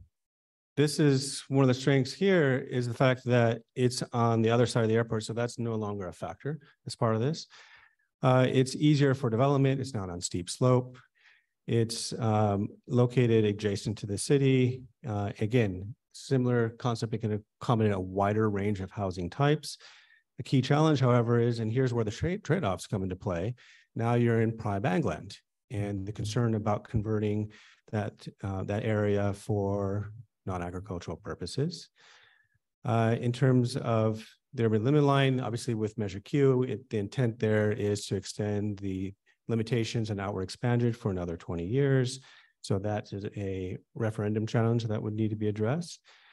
Development would require, again, citywide referendum. And, oh, by the way, it's in a floodplain. So again, other challenges, or large portions of which are in a floodplain, not all of it, I should say. Yes. Question for Renee real quick. The FAA has approved the airport's general plan, correct? They, excuse me, yeah, they did write us back that they approved the plan that will be presented to the council. So we have to clear it through them first, and then it comes to the council. Okay, so then these maps are really not quite accurate then when it comes to the crosswind? Not, well, we have taken no official action yet. Okay. So it's at today's history, it's accurate today. Okay. So because you've taken, no action's been taken yet from the city. Okay, just wanted to kind of put that out there. Thank you. Yeah, things are changing. Thank you.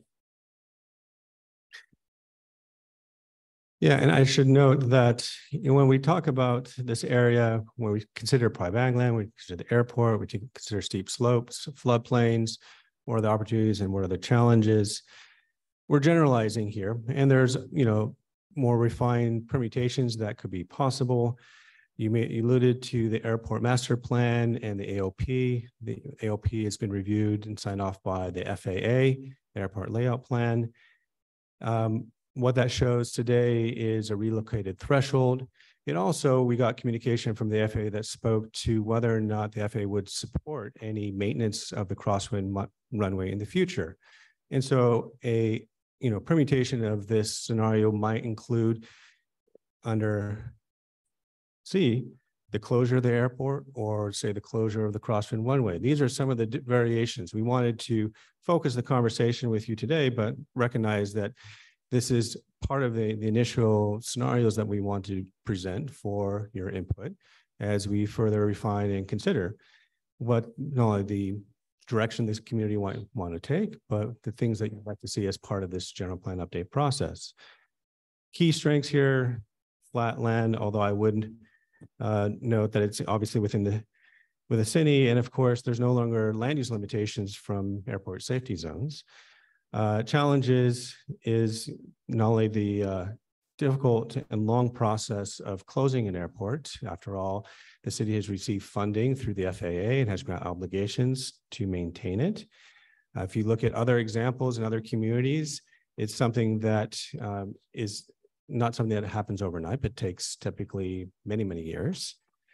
There are also some endangered species and hazardous materials on site that, create development constraints that would need to be addressed in the future as well. So again, looking at the range of possibilities and what are some of the considerations that would be had as part of that. Let me pause here to see if there's any further questions, comments, thoughts. Questions? Sure. Would the TAR be an issue in the Buena Vista property as well? With those properties as well? I would have to check out some of the mapping for tar plant in the Buena Vista area. Obviously, there's a large segment of the airport property that has tar plant. Does it exist beyond the airport and nearby in Buena Vista? It's quite possible. Yeah, and I think those are my concerns, is that those same species, protected species at the airport are going to expand into the Buena Vista proper section that you outlined. So that should be something we should keep in mind. I'm not a biologist. I do, from what I understand, is with tar plant, it does take some disturbed soils, and so it's certain kind of conditions lend itself to tar plant and where it considers its habitat, but we can explore that further. Any other questions? Lucy, please. Hi, thank you, Justin. I have a question. Has there ever been a study regarding closing the airport, or are there other cities that we can learn from if we were exploring that possibility? In terms of the Watsonville Airport, if you look at Chapter 4 of the Airport Master Plan, there is a just broad discussion of what is anticipated. Just not to say that it's recommended, but that it's information for anyone's understanding of what would be involved in the closure of an airport. There are a couple examples in California. The one that I reference a lot, because I know a little bit about, is the one in Santa Monica, and the efforts that they've gone to close that off airport, not only from the perspective of reducing any potential nuisances, but of course, there's a lot of development potential in that area too. Thank you. And I just like to say Scotts Valley, close the airport. It's just near, neighbor of us. Chair Don. Thank you, Mr. Mayor. I would also add that Reed Hillview Airport in East San Jose is going through the process of being closed. And sometimes we don't talk about when local airports, the airport, which was cited in the Reed Hillview story, the amount of lead pollution that's been cast upon a majority neighborhood from fuels and such. So, and it was been a real concern that was brought forward by the community and supported by the city council in the city of San Jose. So I'm really glad that you were presenting scenarios tonight, because the limitations due to litigation, the litigation by the Pilots Association over the years, the conditions to be able to run under a FAA manual that people seem to have FAA manual that a lot of people seem to find very confusing at best. Was that safe, Mr. City Attorney, to say that? I hope. Yes. Thank you. And so I'm glad you brought the situation up tonight. It was a little confusing in the beginning with your plan about the challenges, but I think we need to be realistic when we're talking about moving forward on a general plan, accumulating the housing numbers, supporting the community that lives here, being able to plan for future generations. The city owns 300 acres called the airport out there, and it is under the direction of the city to be able to act responsibly in the best of its residents.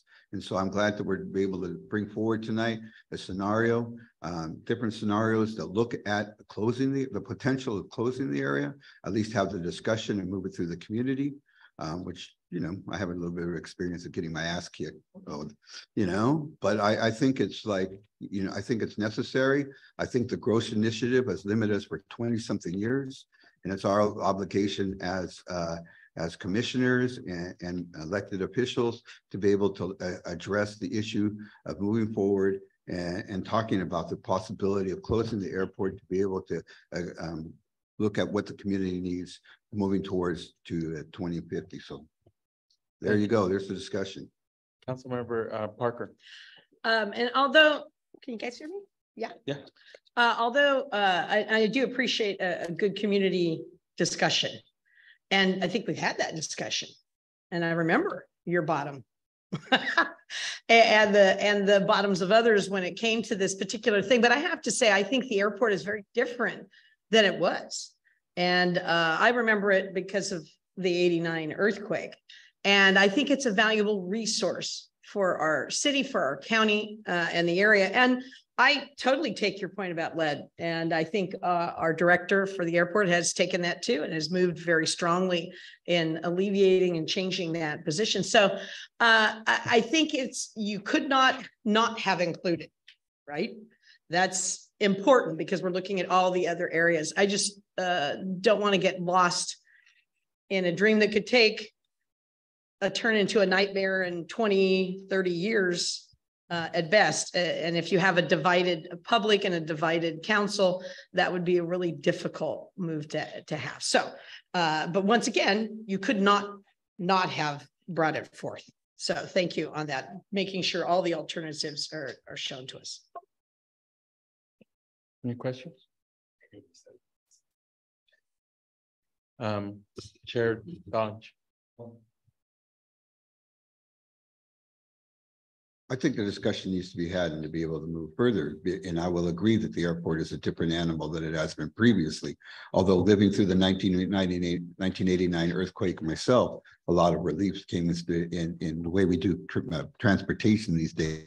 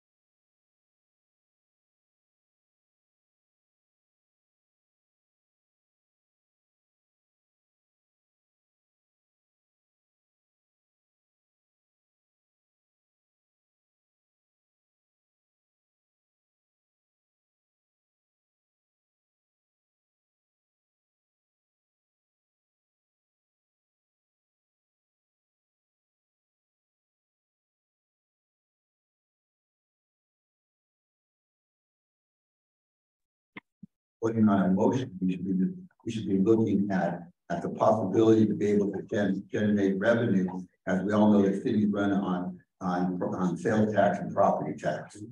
So I don't want this discussion to die. I want this discussion to be able to go further, because we're being mandated. We have been landlocked by the growth initiative, and I forget the name. It could be measured Q, it could be measured whatever was previously. And so you did have the voters of this community say that we want to be able to live within the super living line. So if we're talking about living within the urban limit line, then we need to be able to talk about the future of the airport. Thank you. So when this is implemented to its fullest, probably many people still won't be here. I mean, I'll be in my young late 70s, and we'll probably be heading in a different direction. So I think it is important to be leaving our options as open as possible for a generation that's going to be several behind me and several behind all of us, because they're going to have different visions. And I think we need to make it easy for them to move forward. I would like to say on that part, though, I do want to protect some of our historical buildings in the community, so that, you know, when you go to other cities and countries, you see the efforts and preservation that they put into these buildings. We have some really great buildings here that didn't fall down in 1989, that we should be, you know, putting up as our model buildings and making sure that they're not being torn down to put generic buildings up. You know, the mayor said earlier that, you know, when the target area was his area, the food was there, all the places that he visited were there. Well, before 1989, downtown, this is where we all came. I mean, we had JCPenney's, we had Ford's, Woolworths, Build Wills, all the great restaurants. So this was the location where we were all coming to.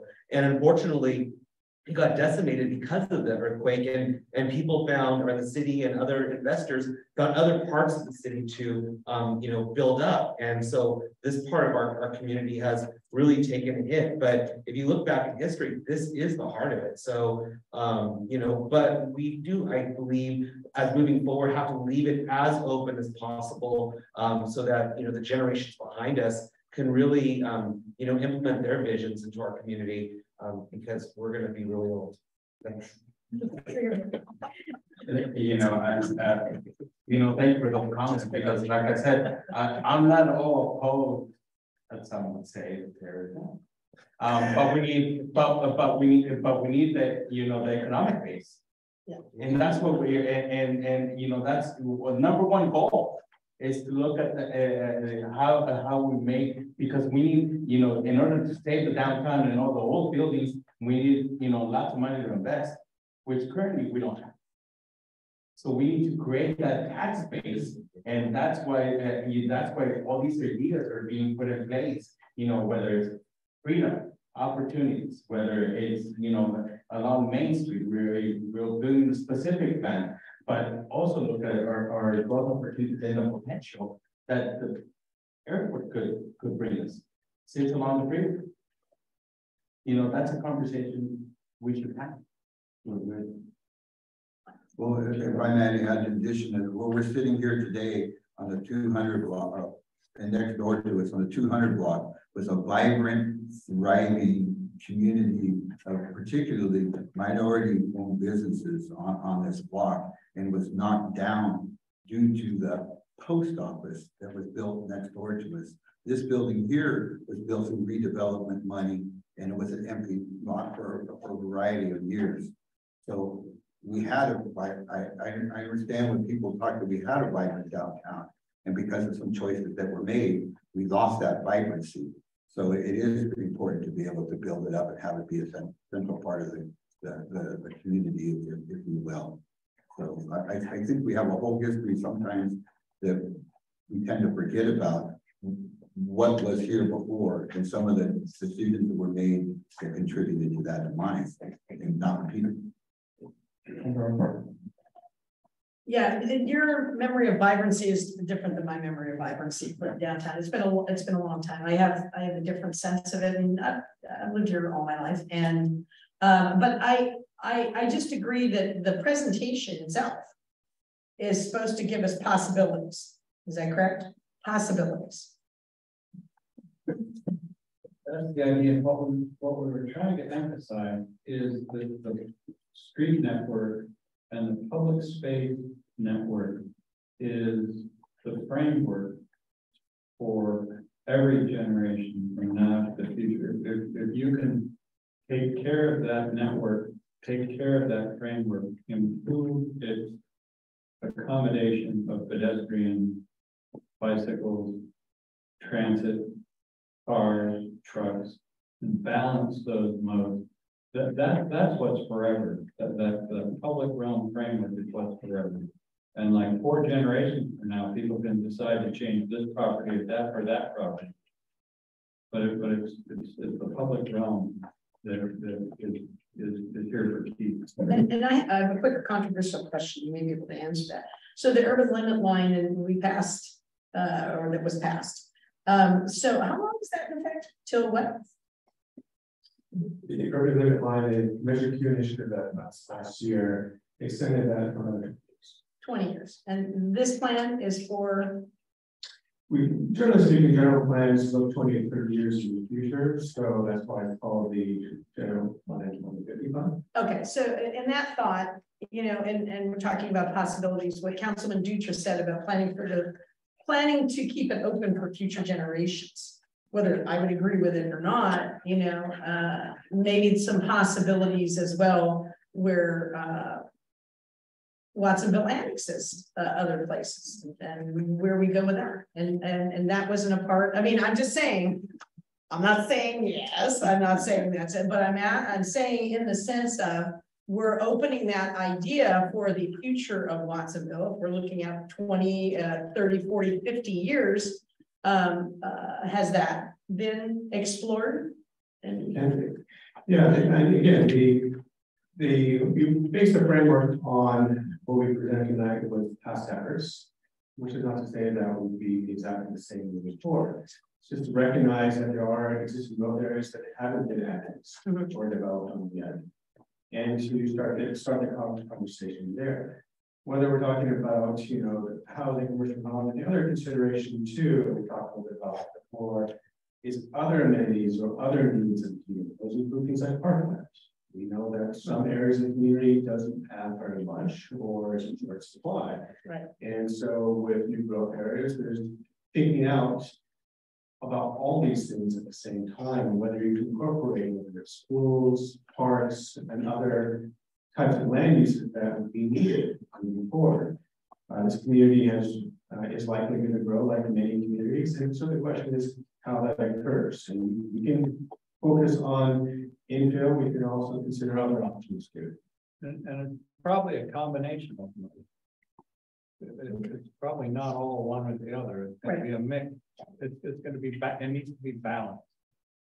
But just as much as an airport closure and how long a process that is, you know, LAFCO and annexation would be also. That would be part of any annexation process. Right. So on a very small scale, a few years ago, there was Tipton that was developed in the city, Martin County once developed, that was annexed into city limits. Tipton 2 under construction right now, likely will also be annexed into city limits because functionally it's an extension of the existing community. Yeah. Okay, thank you. Even more recent is that they almost annexed the Redmond property, and that was one of the options given to us before we went to the ballot. That wasn't taken. I think that's going to be. I think that was a very good question you brought up and talked about. Is there will be future annexation, and I think that property is going to be one of the next ones annexed into the city. So, you know, I mean, we saw it as recently as last year. Yeah, in terms of the red property, that presents other opportunities. So here you have a property that fronts Highway 1 and major arterial. So it has very good visibility to the highway for visitor commercial type activities. And I know there's concepts out there of how to also recognize and highlight the agricultural history of the Powder Valley, whether that's the center or interpretive center to showcase the agricultural land in the area, while also allowing for some development potential. Well, when we talk about annexations and the history of annexations in our community, I do believe the Alpial property was the last parcel that we married that annexed into the city limits part, and that itself took 25 years plus. Could you remind me why the city of Watsonville is not able to grow west of Highway 1 and the memorandum of understanding that what's happened when we created Pajaro Valley High School and how we had to sign those rights away? Don't know if I can summarize that in a few short sentences, but I'll have to highlight a few key points. As many people know, west of Highway 1 is not only a county, but also largely in the coastal zone. Well, there are a few areas, 5 of which that are in city limits and also in the coastal zone. And that includes Pajaro Valley, the properties near the intersection with the airport, as well as our treatment facility and landfill, all of which are coastal areas. The high school, that was as I understand it, a long process where we looked at multiple sites. And ultimately the PBI's location was selected as a new high school site. To allow for that to occur, there was no memorandum of understanding, but there's a formal amendment of the postal program to allow for a school development that occurred back in roughly 1999, 2000 timeframe. The MOU is signed between the city, the county, postal, I believe, a few other entities as well. I don't have my fingertips that speak to not further expansion beyond Highway 1 and into Western Territory in the county. Does that address your question? It does. I just want to, we're having this discussion on the general plan. I think it's important to mention why we can't go west of Highway 1. And if we go east, if we look at it, the expansion, the annexation, we talked, if we go east, we move into prime ag land and farmland, which, by the way, I never advocated for it because that, you know, is prime. And so I think the challenge is, again, that we're being presented with the growth restraints that we're talking about. We need to be able to be responsible to look at some of the options that might be uncomfortable for some people that thought, well.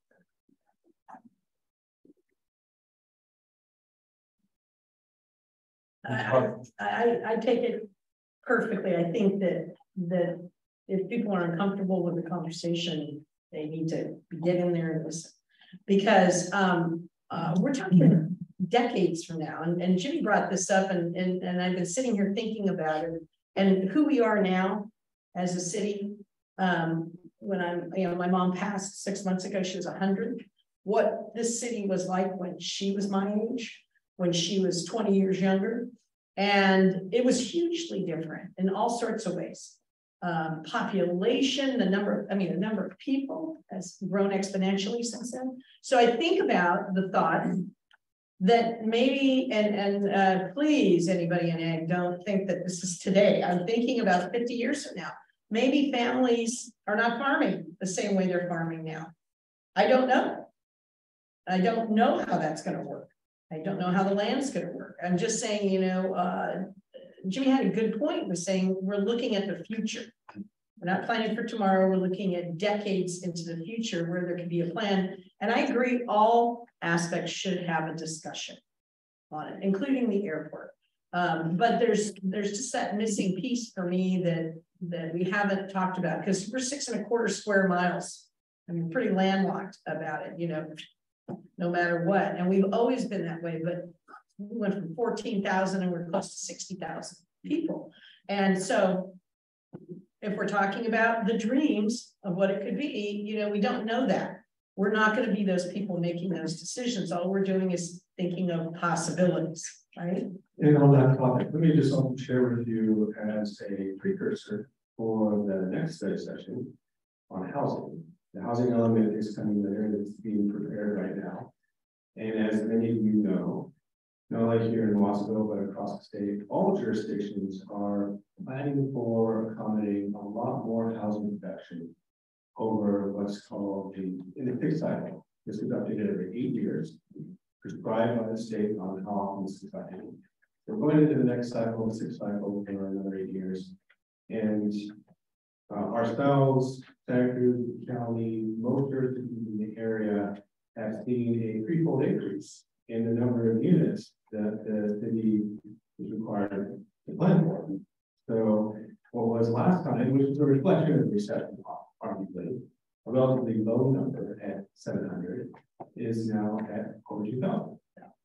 And so when we think about where what available land can accommodate that house production, whether we have vacant sites, whether we have underutilized sites that could redevelop as housing, these are part and parcel to the general plan process, because to accommodate that, we have to think about land use and whether or not we're going to see that elevate going on, or if we need to consider other options as well, including intercessions.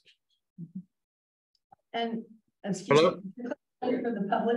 Oh, and Ed's had his hand. Let's have Ed. I wish I would have been there so I can not put my hand up and no one watch it. So, but it's all right. You want me to wait or you want me to go next? No, go ahead. Go ahead now. All right, great. Well, you know, I'm just sitting here listening to this and I'm thinking to myself, you know, the beauty of this is I'm hearing so much, and I'm hearing, you know, that, you know, we can all agree to disagree, right? But I hear the passion, and I have to say I mean, just coming from the council and the planning commission, I think that it's beautiful that, you know, we all have a passion for the city of Watson. We want to embrace the city, and some of us have lived in the city of Watsonville longer than others, and we can all say, yes, that's true, right? We've seen the city of Watsonville grow, and, you know, a lot of us we went through the '89 earthquake. Yeah, I remember that. But, you know, what I'm also hearing is that, you know, we have a vision of the future. We don't all know what it's really going to look like, but we're all hoping that it's going to serve our community.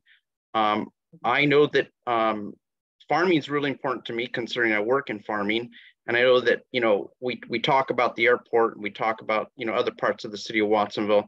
I know a lot of our farmers do use that airport.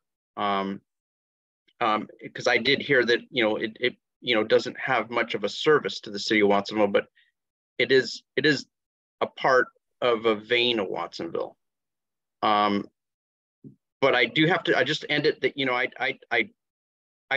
I'm moved by the, you know, all of you, just kind of your passion of why you're bringing up and, you know, the discussion we're having here. So I just want to thank you all. That's it. Thank you, Commissioner Woody. We appreciate your input and your words. And I'll come down with my time. I'm just excited to be part of this discussion this evening. But again, that you know, my great grandchildren will be the 7th generation of my family to live here. My family's lived in this valley since it was before it was California. So you know, it's true, you know. So when I know that people have a lot of love for it, but there's a lot of us that came into this community that have the same kind of passion and same love. And by saying that and understanding that we are a housing community, we house the ag industry. 50% of our people people in our community are not property owners, right? They rent. This is Miss Ari. I'm trying to Council Member Ari. Yeah, you know, she made I agree with some of the what she was talking about, how we're making decisions there. We're trying to open the door for future generations to be able to make decisions.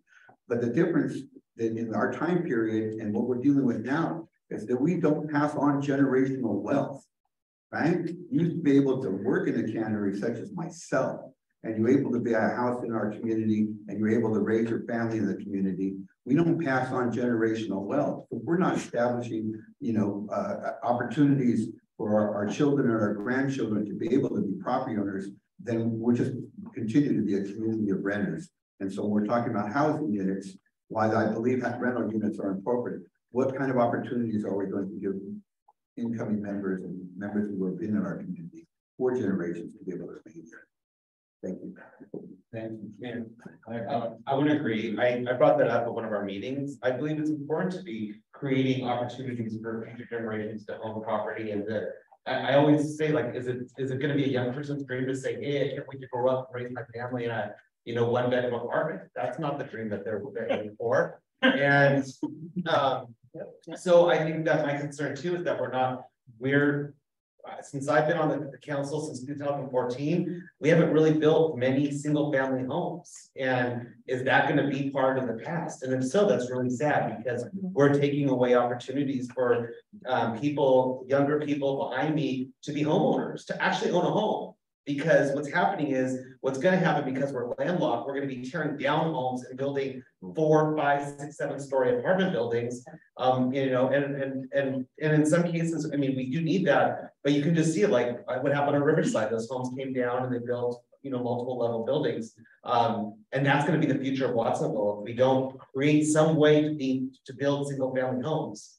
And I've been sitting here trying to think, where is that going to happen with what you presented to us? Where can we build it? I envisioned Kmart being torn down. How many homes would be able to be built in there? But and unfortunately, that would be probably something that's more like mixed use. And so, where do you guys see that for us? Where is that opportunity for this? Because I know that young people below us, they don't want to. They're not dreaming of being renters their whole lives. They want to have a piece of the American dream too. You know?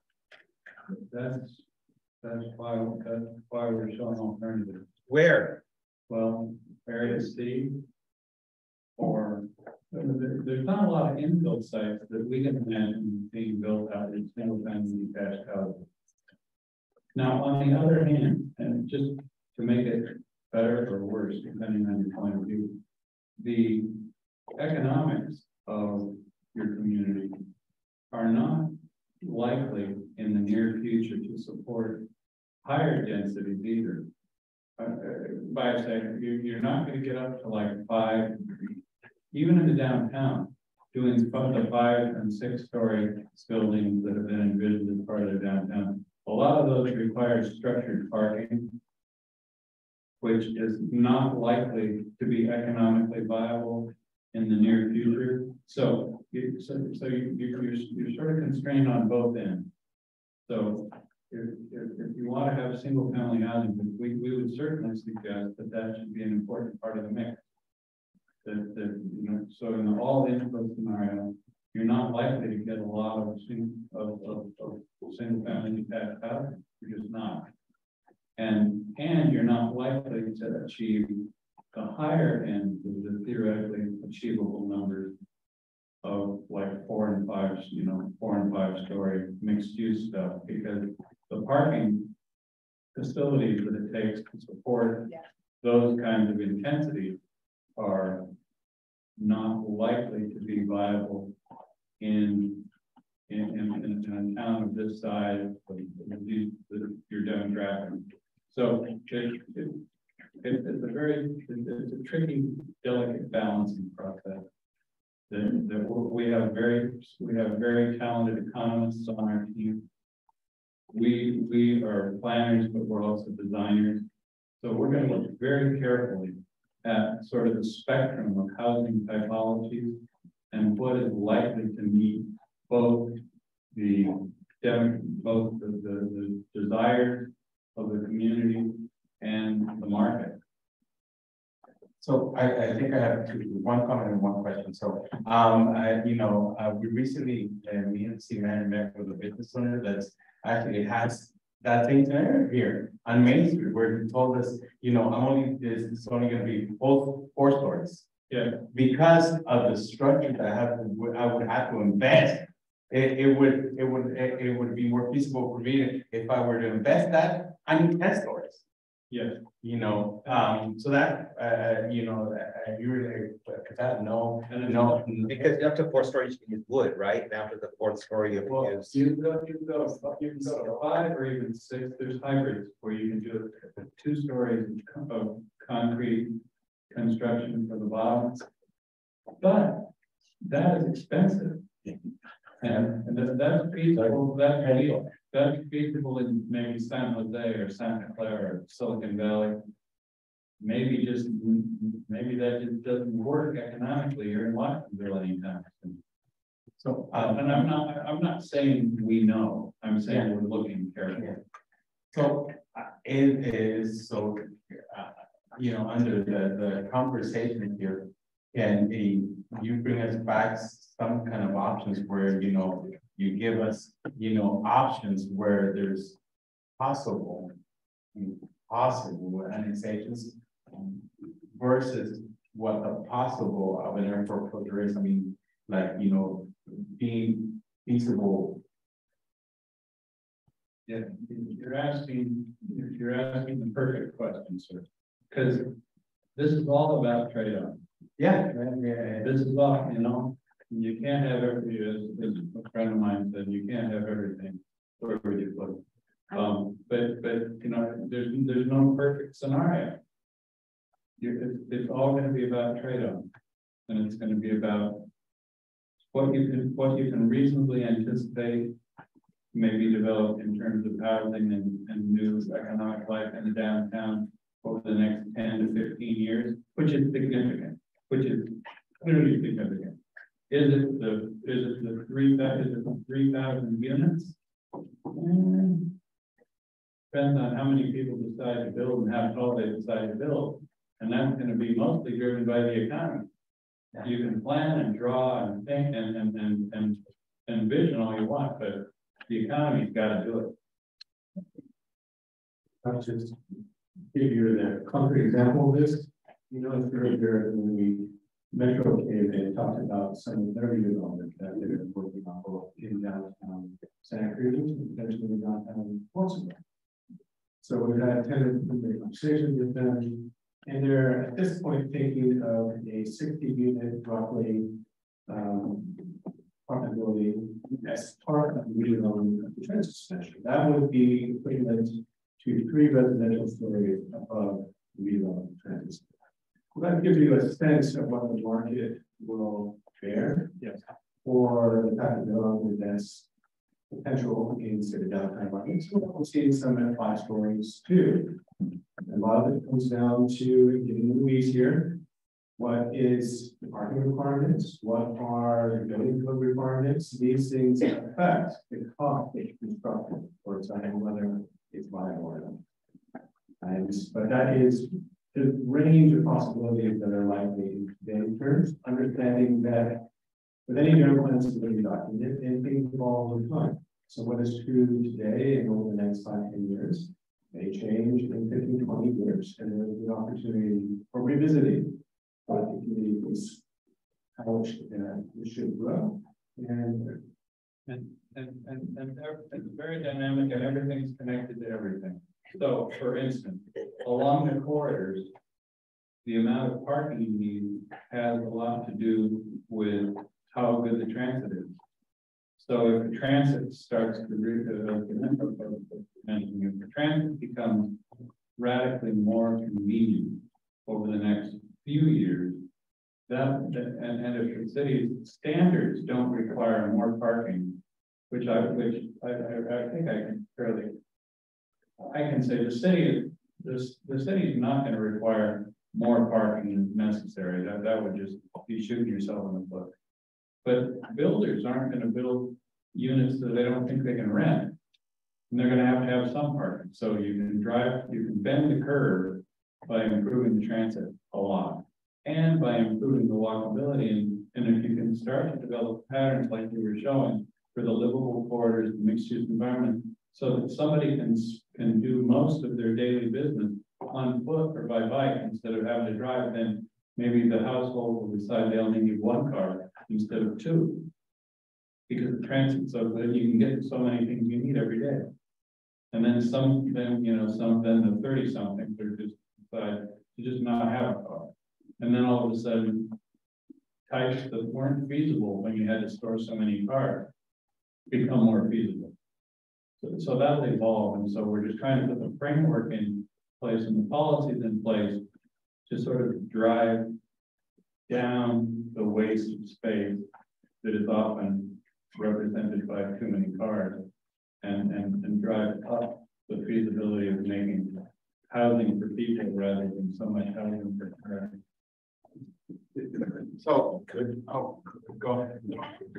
Comment and question. So at the very beginning of the slide deck, you showed us like testimonials and like feedback that was received.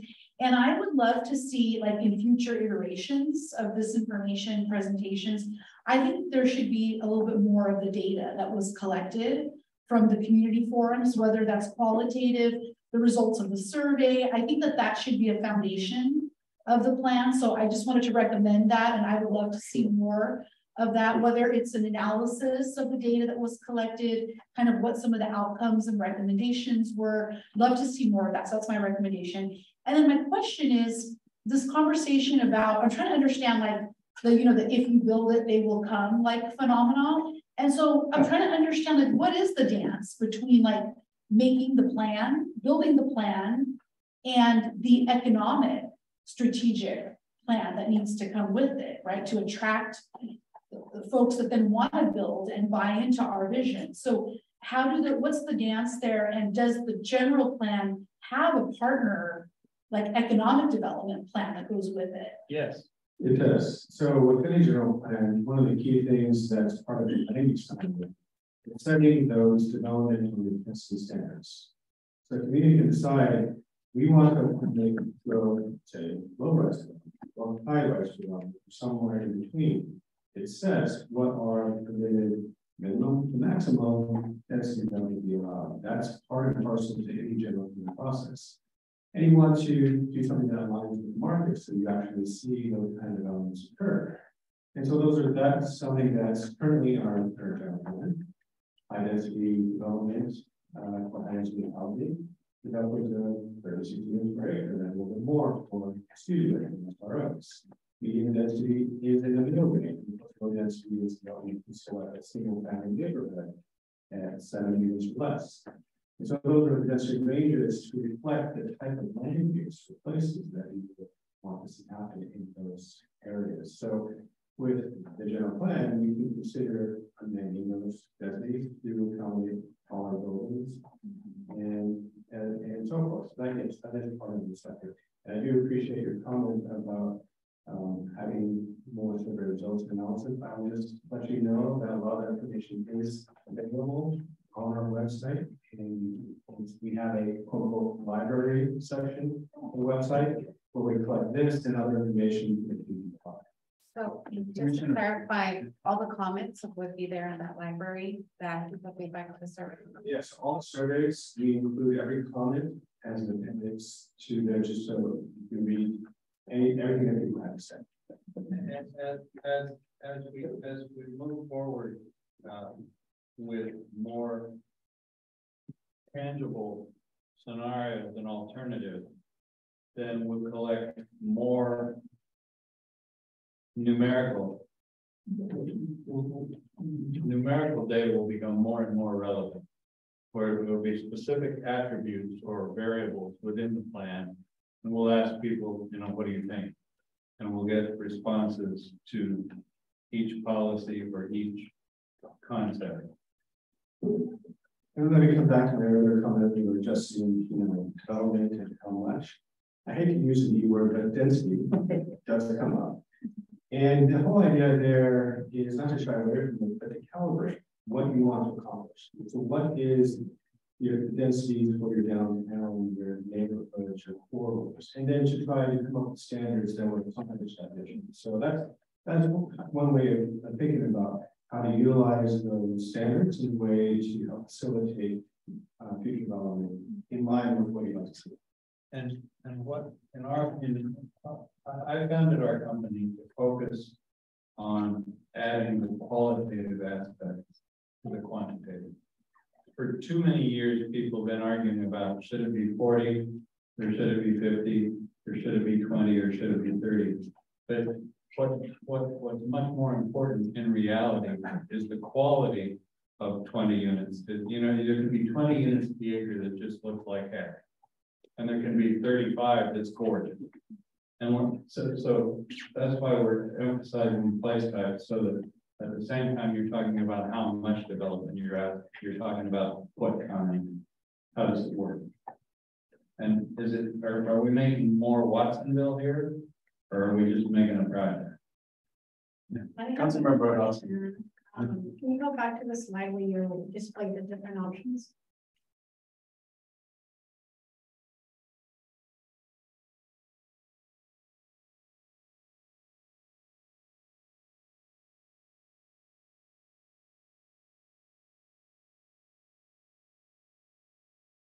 So based on what we currently know, based on the data that we have, based on the needs, projecting the needs of housing and economic development, in your opinion, based on data, what option would most likely be able to fulfill these needs?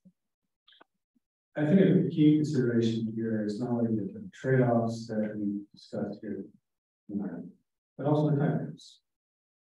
So in the near and medium term, I can foresee that a lot of the demand for triple housing could likely be accomplished within the bill. Over more medium to long term, I think that there's going to be running up into constraints in which the city may want to consider how it might continue to grow and evolve. One thing I'll just highlight here that the airport is of course a key consideration, ag-values key consideration, the coastal zones. These are all ways that constrain growth at margin, but also unfortunately competing as well. When we talk about the airport closure, another iteration of that would be maintaining the airport closing across the country, and alluding to the fact that the FAA is no longer going to financially support any maintenance activities moving forward.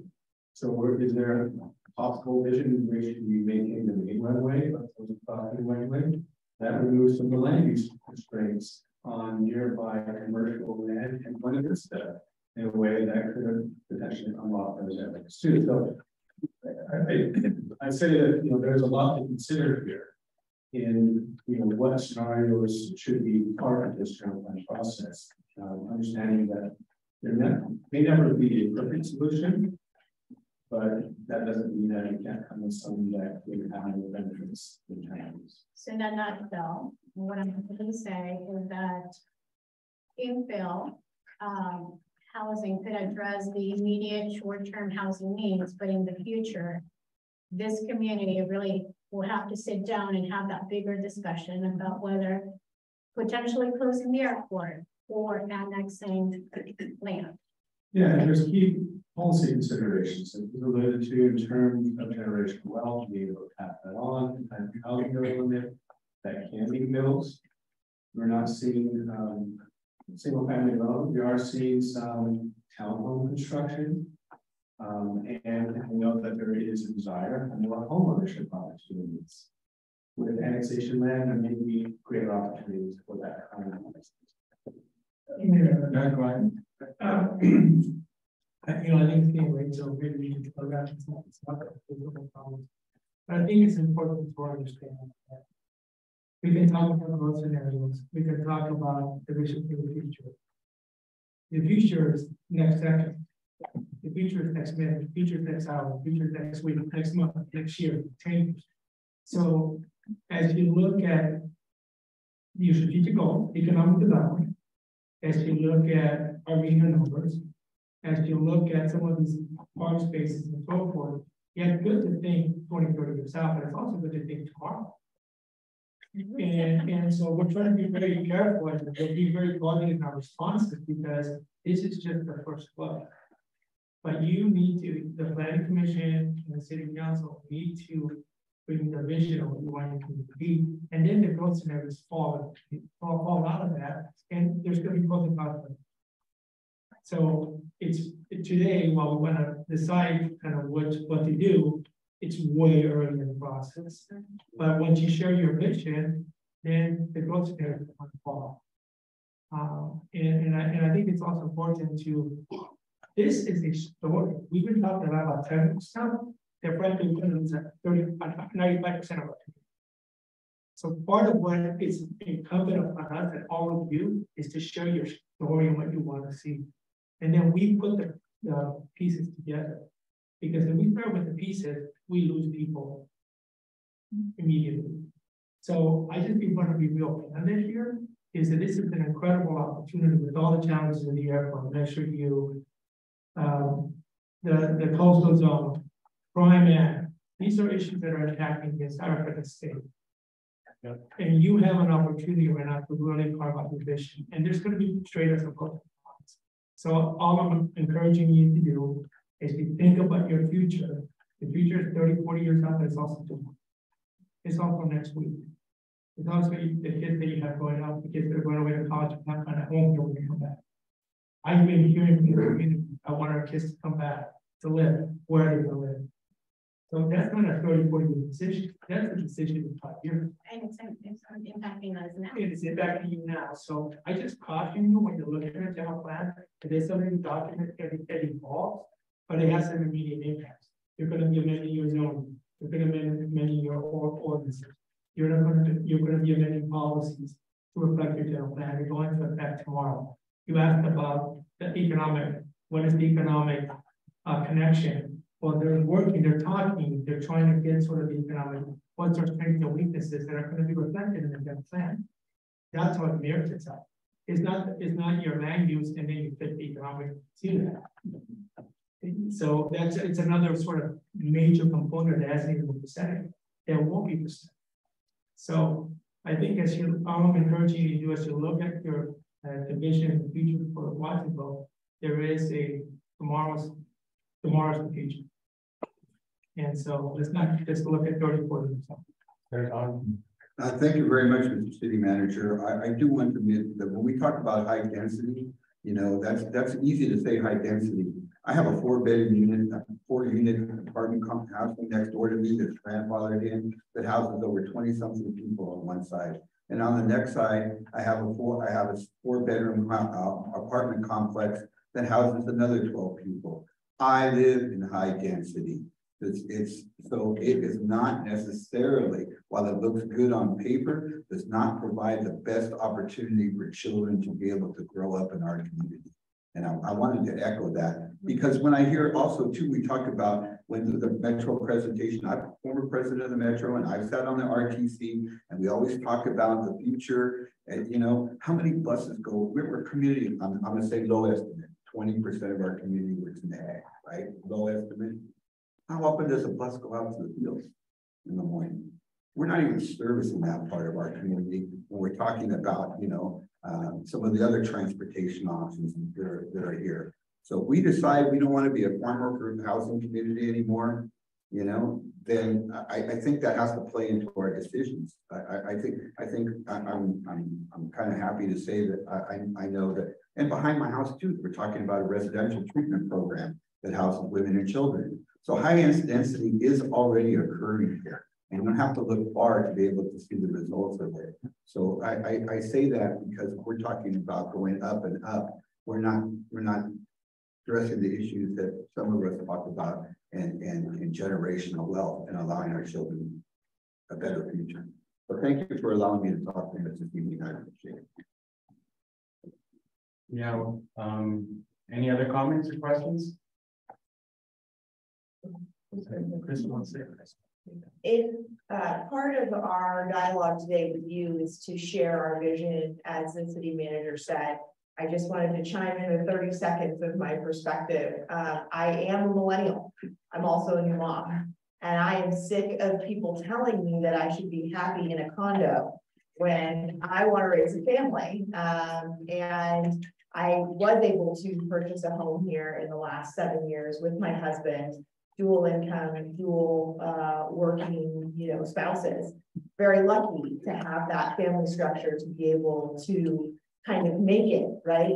But I think that I share a millennial perspective of that difficulty of trying to get into the market, now trying to raise a family.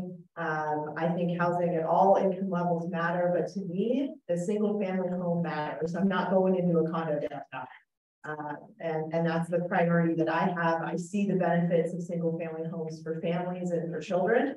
I see it as a future for my child. I would love my 7-month-old to be able to come back here at 20 and 20 years from now and say, I had some part of something to do with that, to being able to come back. And I could see them having similar desires. So I just wanted to echo my thoughts about thinking creatively. These are huge, you know, both major visions, but also what about tomorrow? And I just appreciate that and wanted to give my perspective from, I think, a generational perspective of where I am. So thank you. Thank you. Thank you. So I'm also a millennial, but my where I'm at in life is very different from Councilmember Salcido. I'll never be able to own a home, ever. But like I've already accepted that. And there's a lot of people in our community who probably won't ever be able to buy a home either. And I think they're just as important. There's a lot of working professionals that would like to live here and they can't live here. There's working professionals like me who are not going to have children, who are not going to be able to buy a home, but we would like condos or we would like small, tiny homes. We want alternative solutions to the single family home. And it's my understanding that as a model, California is moving away from the single family home zoning. That's my understanding. Please correct me if I'm wrong. But I think I just want to say that it is really important to have housing at all income levels. And some of us don't have that. Some of us want to be here, but we're not able to raise a family. We don't make the income. We're not going to be able to buy a home. And those are people that their voices also matter. And there's nothing wrong with apartments. Some people prefer living in apartments. Some people prefer living in condos because personally, if I had the money, I'd buy a condo. I don't want to have to do yard work. I don't want to have to deal with things when they break, right? Yeah. And I think that, you know, just giving the example, I know so many students, so many of my former students who came back to Watsonville and they left because there's no place to rent. There's no apartments. There's no place. There's no homes to rent. We have a really, really, really impacted market, not just here, but just California in general. So I think it's really important to keep a lot of open perspectives And knowing that, you know, there's different income levels, there's different needs. And knowing that we're not gonna drive people out, right? We wanna be able to have, to bring people in, but also to have options for people who are already here and living, as Commissioner Dodge pointed out, living in impacted areas and just having single family homes doesn't alleviate that, because my family has a single family home and there's several of us. There's generations, there's different families living within that home. And there's a lot of people within that situation that if given the opportunity where they can have a condo for just their children and their partner, rather than living with 12 other people in a home, I mean, I would take that option from heartbeat. So I just also wanted to offer perspective and thank you. Anybody else? I just view these as you brought good options and there's good opportunities to look at everything. My article, and not just because of the vitality of it. Major flatland, opportunity next to the freeway access. But it's the other impact holdings, whether we close the one way, whether it's still there, we still have, getting sued all the time. It's all the other impacts, and there's no business by value. It's not bringing us in. That's where I think if it was a functioning airport that was longer, if it brought more jets, if it brought commercial. That'd be a great asset to have, but it's not there. It's not there. And whether we view it as the really investing in, in making it a vibrant, community that can function, and that we don't get sued by the pilot association. That's a different conversation. But current status is like, we can't even, replace the rest of it, because they're trying to sue us. That's the reality, current reality. So why are we taking care of a thing that is ours? That people forget that it's not a far off thing, it's not someone else's. It's ours. It's our Watsonville Airport. And as such, we should view it as ours. And the opportunity is that either we go all in, or we start looking at other possibilities, because that's the only part of that, or we take the path of annexation in 20 years, or we it's two-based, we start working on one airport, one way. We did decommission part of it as stated, but we look at opportunities at annexation and Atkinson in the future when the measure, whatever it was, Q expires. So like those are my opinion, my thoughts, my current thoughts. Commissioner Vega. Could a study be done on the airport? I mean, could it be potentially converted like the Monterey Airport to be able to have our residents or people fly out of the Watsonville Airport? Is that a possibility? Just saying, it would be nice to like a bigger commercial. Yeah, just think like the Monterey Airport to fly out. The revenue that it would bring. Just throwing it out there would be nice to do that.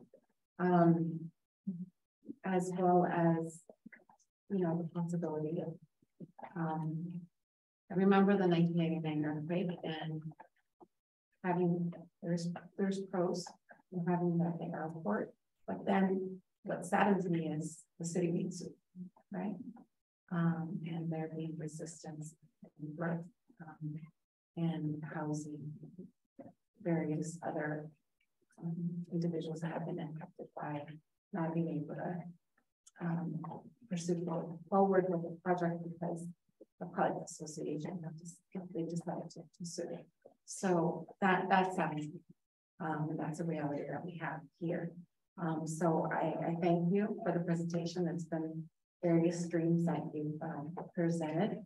And we had a robust conversation, and so I think.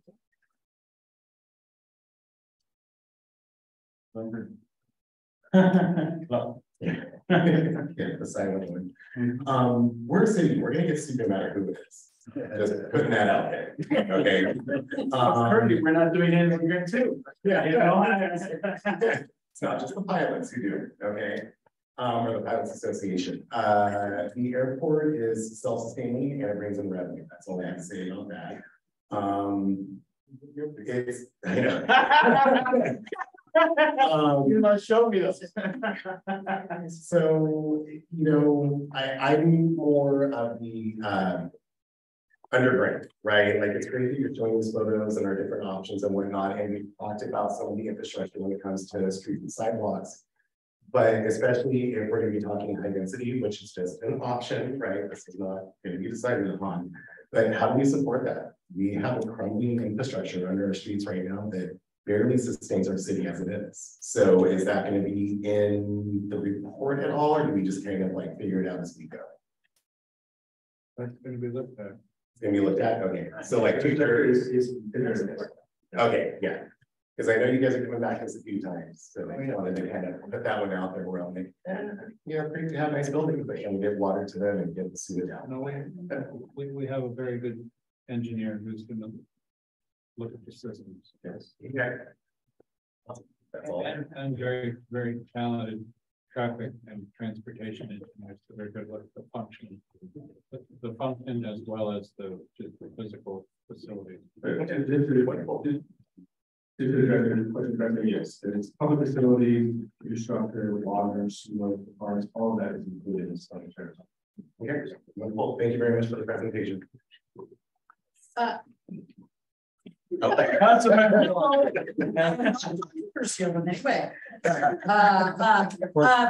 Really, it's good. I'd really like to have, and I'm going to talk to the entire staff about this. I'd love to have access to this stuff before we have the presentation. Yes. So we're not just looking at it up here. If I want to go back and look at it, I don't have to make Justin and whoever's doing the presentation keep going back to that one slide. I can really look at it. It helps me to develop, especially since it's first time out. That, and I don't know if anybody else feels that way, but I feel like I can develop more in-depth thoughts about it in this scenario. If we could have all presentations given to us, so we have at the start of our meeting, and you know, I would agree. Very easy. So with that, seeing no other questions. Oh, Just one more. There was a slide where you highlighted the trail and also the levee. Since we do have that, I'm just thinking of the different transitions of life that we have. We have, you know, mothers that are pushing a stroller. There's youth. There's people in bikes. But then we also have the elderly. And so just looking at space and how we could improve by adding benches in case they get tired. Also the need of a bathroom, you know, and just thinking about that. Just throwing that out there. Thank you. Just one last. Yeah. Anyway, so I think even with tonight's presentation, I think we all agree that before this is feasible, we really have to have those conversations with those private property owners to make it actually feasible. So I'm wondering where we stand in that process, and have those conversations started, or will they start in the future? Plan or plan? Well, I can suggest a little bit of that. You notice early on, it seems like eons ago, all the initial outreach that we started out with, there were stakeholder meetings and so forth. Some of them were economic, key economic interested property owners and developers in town. So some of those conversations have occurred. Whether there's additional property owners you have in mind that you'd like us to reach out to, we would be happy to. I just want to close by saying a few just brief comments. We've heard a lot on a range of topics. That was by design. It was understandable that they've got everything, but we wanted to kick off this conversation as you as planning commission and city council members think about what additions to possibility can become. This was intended to be a kickoff session, so we're going to be going out and starting more robust outreach with the community. And we'll be reporting back later on with the feedback that we've gotten from a whole range of people, a wide segment of people on their views for Wassamo 2 on these various topics. We're talking about housing for all, economic development, what do you got there or not. These are some of the things that we wanted to broach the subject here. Again, to kick off what will be the next stage of the general plan update effort. So we will be back with more for you in the future. Thank you with that. And with that, I'm posting excited on the agenda. Thank you for a lively conversation. It was very good. And thank you for joining us. You know, you're an integral part of our community. And thank you for providing that service to, you know, every district and every council member. Thank you. No, and just goes to show you, there's still community people that get interested in providing a community benefit. That's just what makes it possible.